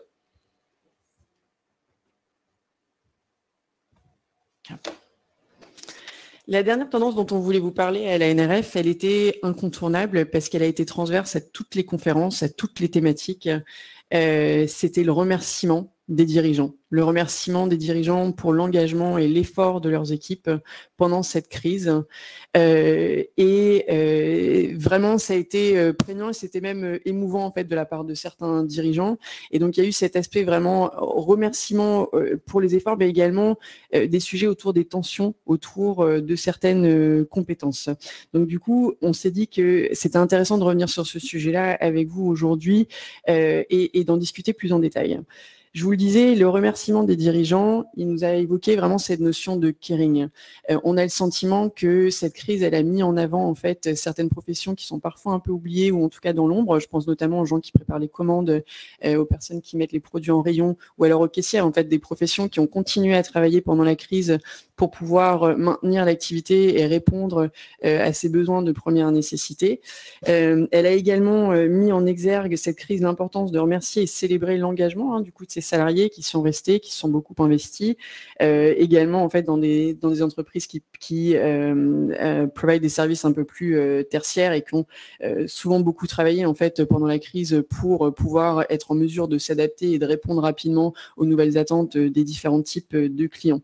Et cet engagement, il nous semble important de le célébrer, d'autant plus en ce moment, parce que les salariés aussi, on est face à un marché qui est très tendu, ils sont de plus en plus ouverts à de nouvelles opportunités. 49% des personnes qui ont été interrogées, excusez-moi, dans le cadre d'une étude Hello Work, ont déclaré que le confinement, il a joué un rôle sur un désir potentiel de reconversion.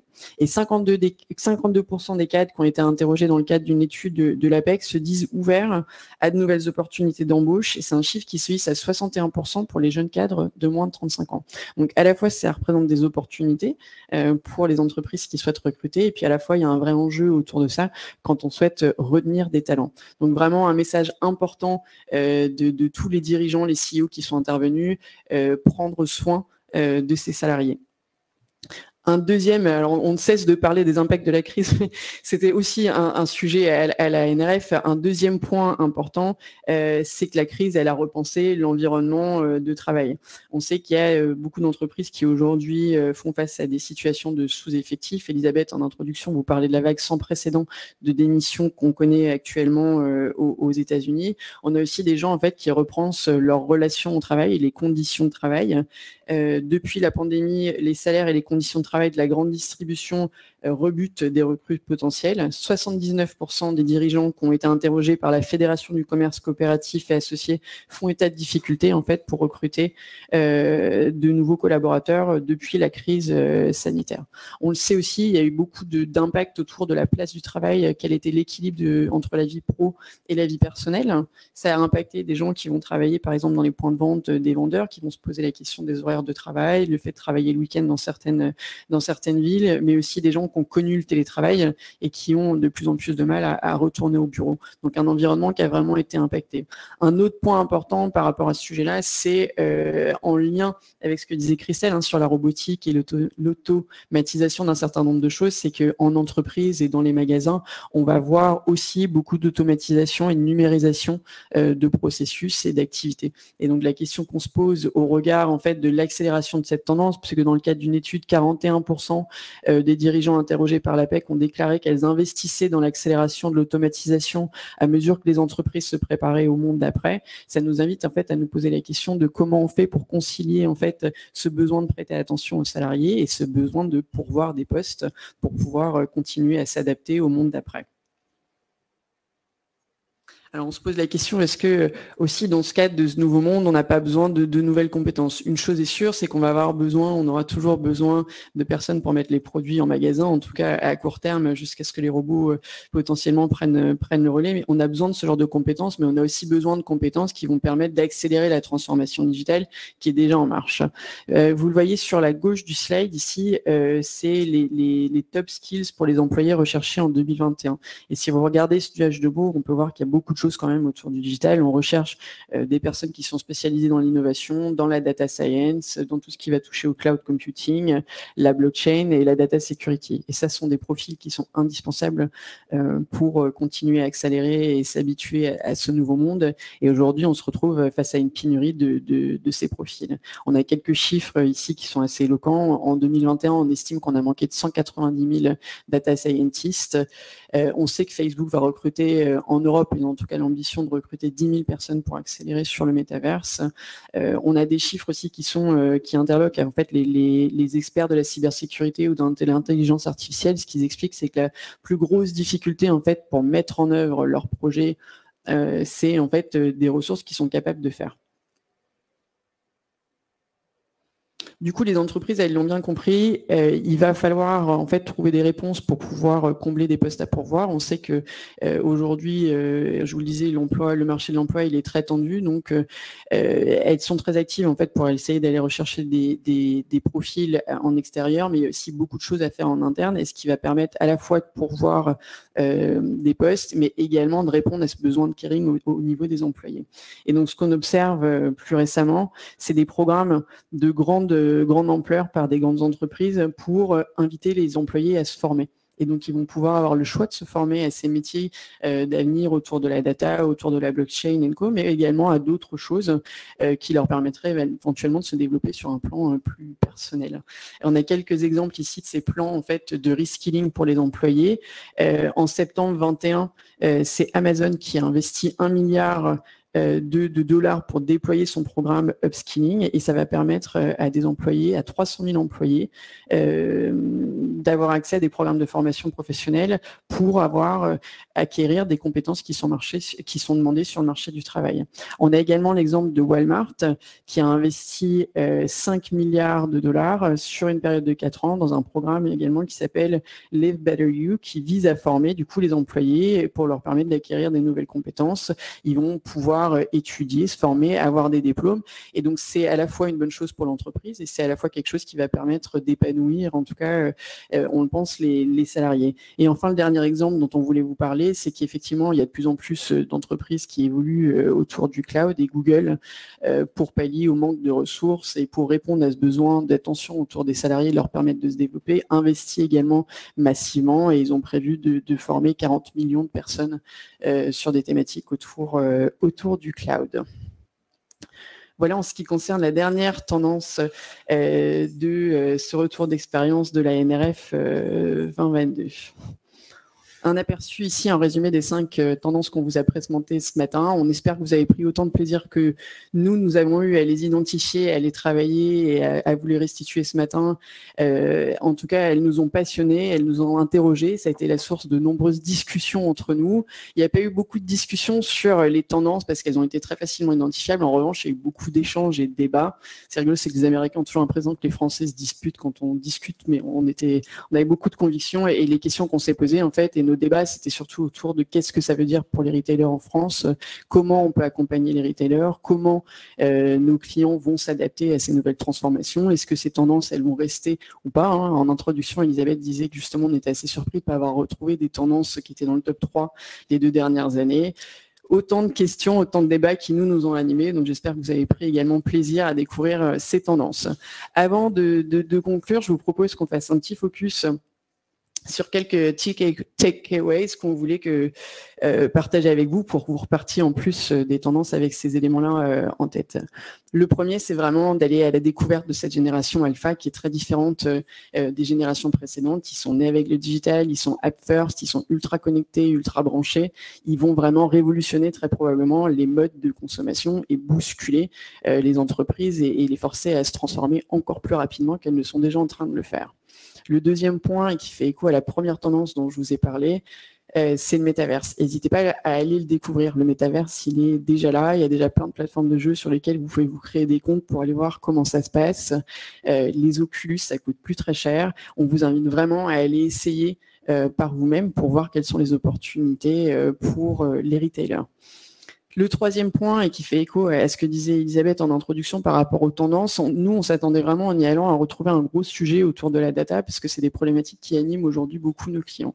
Finalement, à la NRS, ça a vraiment été traité de manière transverse, en fait, dans les différentes thématiques des conférences. Et aujourd'hui, ce qu'on voit, c'est que plutôt, c'est la data, c'est vu comme une commodité. On sait collecter la data, on sait l'analyser, il y a plein de use cases qui sont assez matures. Finalement, c'était business as usual sur la data. Le quatrième point dont on voulait vous parler, c'est tout ce qui touche autour de l'agilité et la flexibilité, en se disant agility and flexibility as a mantra. On n'en a pas parlé, on était aussi étonnés. Il y avait quelques conférences sur la supply chain, mais ça semblait pas être un sujet qui était vraiment majeur cette année, ce qui est assez étonnant. On regarde des tendances qu'on connaît actuelles et des difficultés autour de ça. Encore une fois, ça a été traité de manière assez transverse dans les conférences, et c'est un sujet qui est ressorti, le besoin d'agilité et de flexibilité, en revanche, dans toutes les conférences, et ça fait écho, je trouve, au thème de la conférence autour de cette accélération. Et pour pouvoir accélérer, je pense qu'il faut qu'on soit tous agiles et flexibles.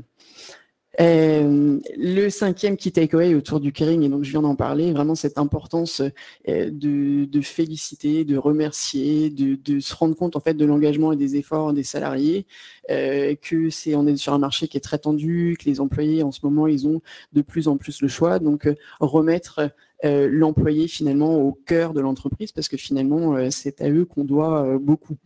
Et un dernier petit point, un petit clin d'œil sur toute la partie environnement. On était très étonnés en tant que Français de ne pas retrouver cette tendance autour de la sustainability. Il n'y avait rien pour recycler au Javits Center.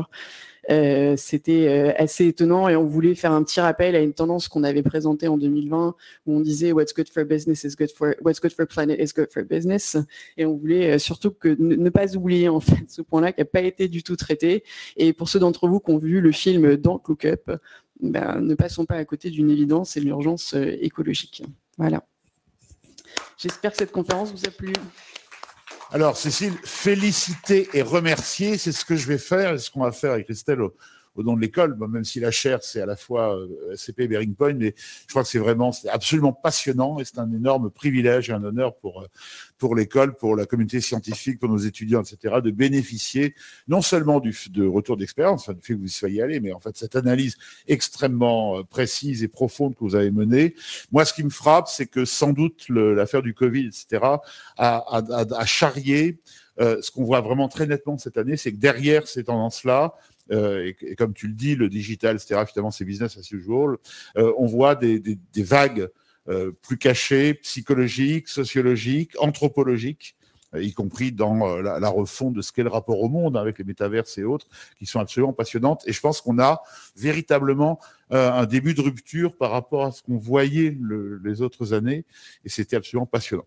Alors, comme le temps court, on va passer la parole, je passe la parole à notre coordinatrice générale qui a relevé un certain nombre de questions et on va essayer d'y répondre. Et puis ensuite, notre présidente fera comme d'habitude une brillante synthèse. Merci Olivier, bravo, effectivement, c'était passionnant. Alors du coup, dans les questions qui sont arrivées de la part de nos auditeurs, c'était vraiment des interrogations peut-être sur le même, dans la continuité de vos débats. Et la première question, c'est tout le monde essaie de s'imaginer comment ça se déroule, comment ça peut se passer avec plein de points d'interrogation du coup derrière. La première, c'était, alors Olivier parlait de Second Life dans les années 2000. Qu'est-ce qui peut faire que maintenant ça va marcher, les métaverses ? Ça marche ? Ouais. Qu'est-ce qui fait que ça va marcher ? En fait, il y a plusieurs choses. Il y a, on l'a dit, en fait, il y a déjà 190 millions de joueurs mensuels en fait sur la plateforme de jeux Roblox. Donc nous, ça nous paraît peut-être très loin, mais en fait, cet univers du gaming, il est déjà très développé. Il y a déjà beaucoup de plateformes. On pourrait citer Fortnite, de Sandbox. Il y a déjà plein d'acteurs sur ce sujet-là et des générations de gamers qui vont grandir et qui vont devenir des consommateurs. Donc il y a déjà tout cet aspect-là où en fait, nous, ça nous paraît peut-être un peu plus lointain, ça l'est beaucoup moins pour les générations qui sont plus jeunes, qui ont grandi avec ces jeux vidéo. On peut parler d'Animal Crossing & Co. Il y en a plein, ils sont très très nombreux. Il y a aussi un point important, c'est vraiment l'arrivée à maturité de manière concomitante de plusieurs technologies. La réalité augmentée, la réalité virtuelle, c'est pas nouveau. En revanche, c'était assez coûteux, c'était pas tout à fait démocratisé. Les Oculus, c'était un certain budget. Aujourd'hui, finalement, on peut avoir une paire pour autour de 200 €, il me semble. Donc, le fait de se dire ces générations qui sont déjà présents sur ces réseaux de gaming en ligne, l'arrivée à maturité de manière concomitante de la réalité augmentée, la réalité virtuelle, la 5G, on pourrait citer le low-code aussi, ça va faire qu'on va vraiment pouvoir accélérer le taux de pénétration dans nos foyers, j'allais dire, du métaverse. Et je pense, Christelle, pour compléter, il y avait une statistique qu'on a donnée dans la présentation qui est importante, c'est qu'en 2030, 50% de la population mondiale sera constituée par des jeunes nés après 97. Et donc, pourquoi ça va marcher ? C'est parce qu'il y a ce renouvellement de génération. Alors, évidemment, pour nous, le métaverse ne nous parle pas forcément, mais le renouvellement de génération, je pense, rend ce métaverse tout à fait crédible. Deuxième sujet, Cécile en parlait, c'est la technologie. Et le troisième sujet, c'est le coût. Parce qu'aujourd'hui, le métaverse devient relativement accessible pour les consommateurs. Alors qu'il y a quelques années, on était encore sur un sujet d'initié.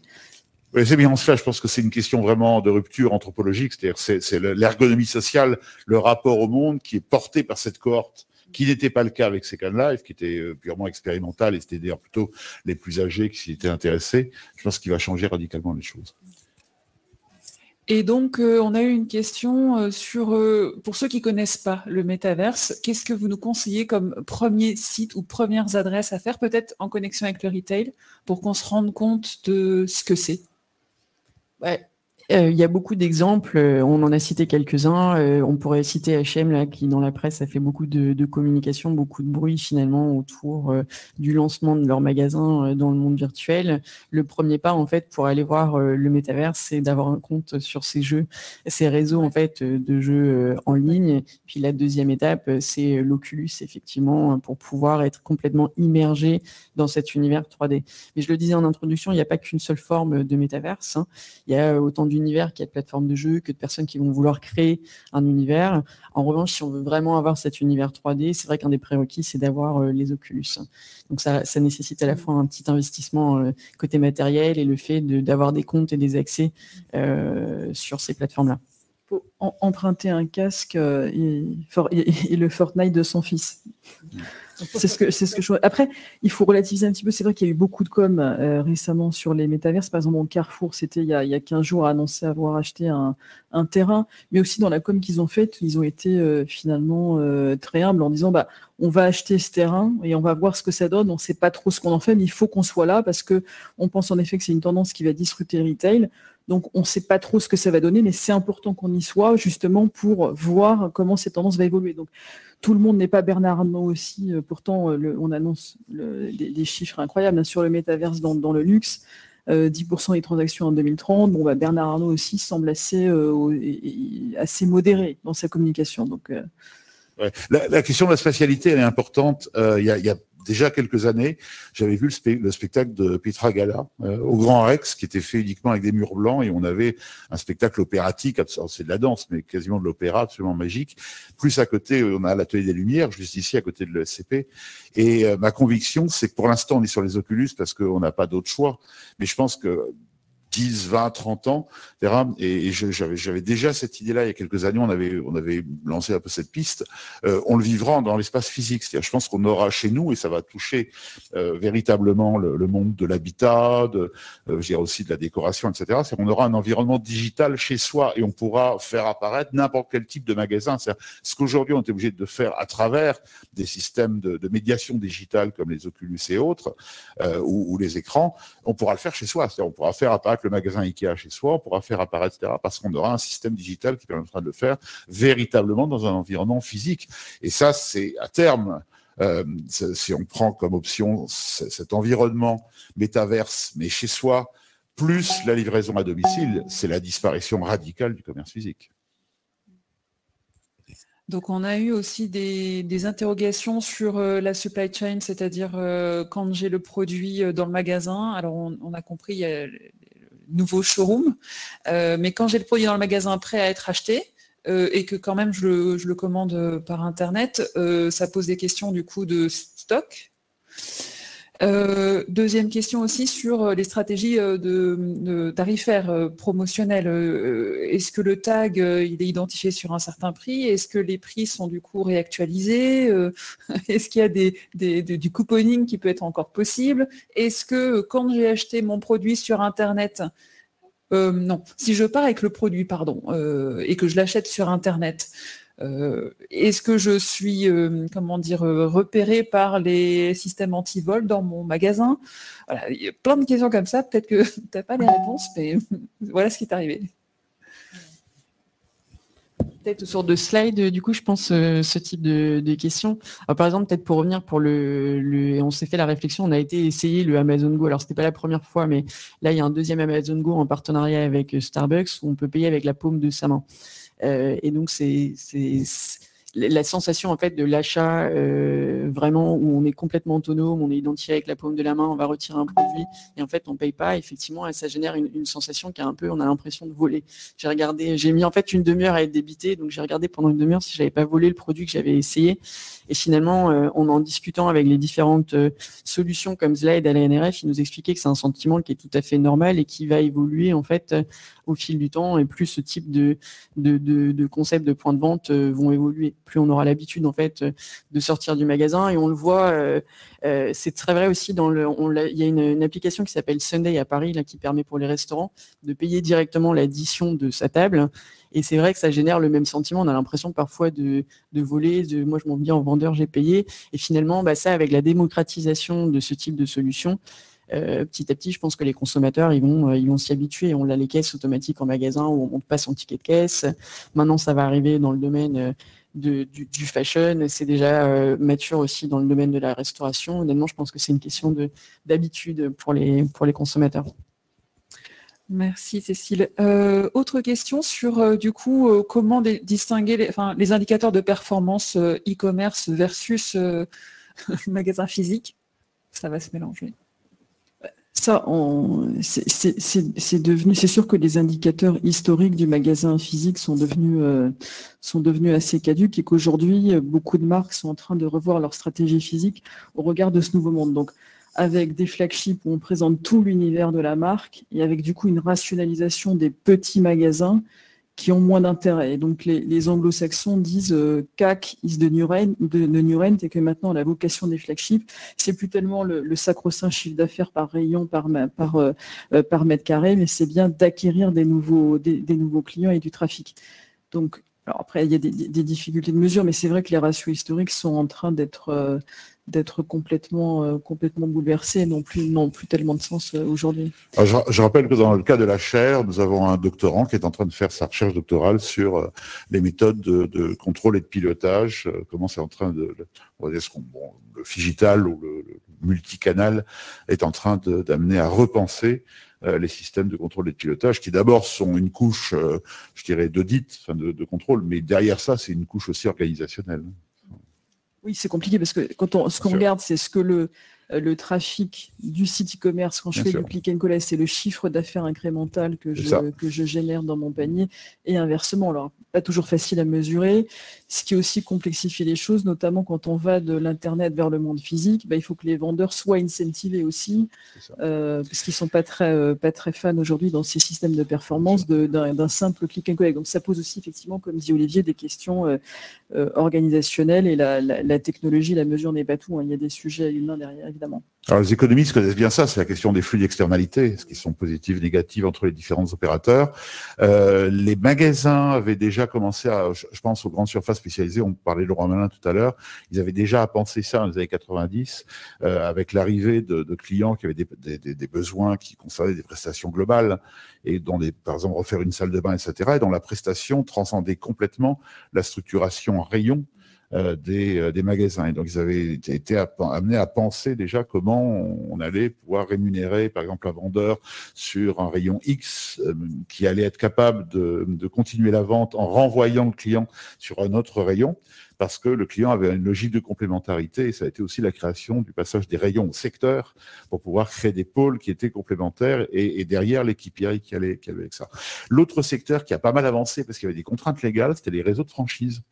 Parce que notamment quand est arrivé Internet, le fait par exemple que le franchiseur puisse vendre dans la zone d'exclusivité qui protégeait un franchisé, c'était un vrai problème juridique parce qu'en réalité c'était une forme d'atteinte à la protection, à la zone territoriale du franchisé. Donc il a fallu qu'il pense très vite, et notamment je pense aux travaux du professeur Rosen Périgot qui nous a fait le grand honneur de Post-Facé Distribution 4.0, qui est la grande spécialiste de ces questions-là. C'est comment on organise, à cause de contraintes légales, d'atteinte aux zones de protection des franchisés, le e-commerce du franchiseur, est-ce qu'il y a des rétributions, est-ce qu'on mutualise, est-ce que finalement le franchiseur abandonne l'idée qu'il puisse vendre directement, il va simplement faire du web to store en renvoyant les consommateurs sur le magasin physique du franchisé le plus proche, etc., etc. Comme il y avait des contraintes légales, ils sont amenés à penser plus rapidement ces questions de gestion des externalités entre le commerce physique et le commerce digital. C'est vrai, en tout cas, ce sujet est plus complexe qu'il n'y paraît parce qu'on a des clients qui nous ont sollicité aussi là-dessus, sur justement ces problématiques de pilotage de la performance. Historiquement, les clients étaient organisés autour d'un canal e-commerce et d'un canal physique, et tout le pilotage de la performance et le contrôle de gestion d'entreprise basé par rapport à ça. Et en fait, quand on regarde aujourd'hui ces sujets de commerce unifié et toutes les problématiques, on voit qu'il y a non seulement la question de quel est le canal d'origine, mais aussi dans la supply, d'où vient le produit. Est-ce qu'il est passé par le magasin, est-ce qu'il est passé par un entrepôt? Donc en fait, pour avoir un système de performance qui tienne la route, on est obligé finalement d'analyser sur tous les services omnicanaux possibles, non seulement par rapport à la destination, mais aussi par rapport à l'origine. Donc c'est en réalité assez compliqué, mais c'est vrai que c'est une question que se posent beaucoup d'entreprises en ce moment. La question d'après, donc on a compris que finalement ces technologies deviennent relativement abordables. En plus, on a vu une galaxie de nouvelles entreprises ou plus anciennes qui sont sur ces nouvelles technologies. Mais néanmoins, on a eu 2 questions sur le coût. Le coût notamment de Cast, TV et de Slide. C'est abordable ou pas? Pour qui? Je pense qu'en l'occurrence, Cast et Sled, il n'y a pas de souci, c'est abordable et il ne faut pas hésiter à leur adresser les questions directement. Je ne saurais pas vous répondre là comme ça. En revanche, si on parle des autres technologies, c'est vrai, on l'a dit, c'est en train de se démocratiser et finalement, ça va devenir de plus en plus accessible, en tout cas en tant que consommateur. En revanche, je pense que pour les entreprises, et quand on voit les montants qui sont investis en fait par Carrefour, 3 milliards, par Facebook, enfin Meta qui va investir 10 milliards, je ne saurais pas vous répondre, mais en tout cas, je pense que pour l'instant, ça reste des montants qui sont colossaux pour aller dans cette direction-là et accroître son empreinte digitale. Je pense qu'en tant que consommateur, c'est de plus en plus accessible. Pour les entreprises, sur vraiment le métaverse, la 3D, tout le direct to avatar business et tout ça, je pense qu'il reste quand même un ticket d'entrée. Après, il y a un payback. J'ai envie de dire, au-delà de la question du coût, sur ce type de solution, comme c'est des solutions qui influencent directement la top line, le chiffre d'affaires, la marge, le trafic magasin, c'est des investissements qu'on consomme plus facilement. Et en général, il y a un POC qui permet de confirmer le business case et le payback. Donc, le vrai sujet, c'est pas le coût, c'est finalement la rentabilité de l'ensemble de l'opération. Absolument. Elisabeth, j'ai encore des questions, mais tant pis, on arrive à la fin. Je te laisse du coup le mot de la fin. Oui, merci Christelle. C'est vrai que on a le sentiment cette année que c'était probablement la NRF la plus disruptive des 10 dernières années. Alors pourquoi? Parce qu'effectivement, on a beaucoup parlé de métaverse aujourd'hui, on aura l'occasion d'y revenir au mois d'avril, mais on est peut-être à l'aube d'une révolution aussi importante que celle d'Internet en 1992. Alors c'est vrai que pour les gens de ma génération, en tout cas, c'est pas forcément un sujet qui paraissait évident, mais quand on regarde effectivement d'un point de vue anthropologique, Olivier en parlait, l'évolution de la population mondiale, quand on regarde les projections de chiffres qui sont absolument colossales, Bloomberg, si on a parlé, prédit 800 milliards de dollars de chiffre d'affaires dès 2024, c'est 10% des transactions dans le luxe en 2030, donc du coup, il y a déjà des entreprises comme Balenciaga qui se sont dotées d'une BU métaverse, donc on est quelque part, il y a une réalité physique par rapport à ces sujets, donc c'est une révolution absolument incroyable devant nous. Je pense qu'aussi que par rapport à ce qu'on a vu ce matin, le futur est déjà là. Le futur est déjà là parce que on est complètement dans le monde du commerce unifié. Nous, c'est une ligne directrice que l'on suit depuis quelques années, mais je crois qu'aujourd'hui, la NRF de cette année a montré qu'elle était complètement réelle. On est vraiment dans le brick-to-click, le click-to-brick, et c'est vrai que les évolutions technologiques, la 5G, vont faire qu'il y aura de plus en plus de digitalisation de magasins, qu'on sera dans un magasin connecté en permanence, et que ces frontières se réduisent considérablement. Et puis, l'automatisation du retail, on en a beaucoup parlé aussi dans des petits déjeuners précédents, mais là, on est vraiment... c'est vraiment réel. Il y a maintenant des magasins automatisés, des entrepôts automatisés, des livraisons complètement automatisées. C'est plus du gadget, c'est la réalité. Et puis, dernier sujet important, c'est vrai qu'on a parlé beaucoup de technologie ce matin. L'autre sujet clé quand même dans le monde du retail, c'est le secteur probablement le plus touché par ce big quit. Et c'est vrai aux États-Unis, mais c'est vrai aussi en France. Donc, toutes ces questions humaines, effectivement, d'une part de caring, donc comment je prends soin de mes salariés, comment je rends effectivement le métier attractif, et puis aussi, il ne faut pas se le cacher, une inflation sur les salaires. On parle beaucoup de l'inflation sur les matières premières, mais il y a aussi un vrai sujet, évidemment, de rémunération. Mais du coup, le sujet de l'humain sera aussi, évidemment, une des clés de cette révolution qui n'est pas que technologique. Merci beaucoup. On remercie les équipes techniques qui ont rendu cette session hybride. Je pense que ça serait une des dernières sans doute, touchons du bois, session hybride, puisqu'il n'y avait quasiment personne dans la salle. Vous étiez tous en ligne et merci de vous être connectés. Et puis, nous vous donnons rendez-vous donc le 9 mars pour le prochain petit déjeuner. Tu parlais des questions de pénurie, de salaire et autres. Ça sera tout à fait, en matière de matières premières, mais de ressources humaines également, le sujet du prochain petit déjeuner du commerce 4.0. Donc, au mois de mars, au 9 mars. Bonne journée. Merci à tous, bonne journée.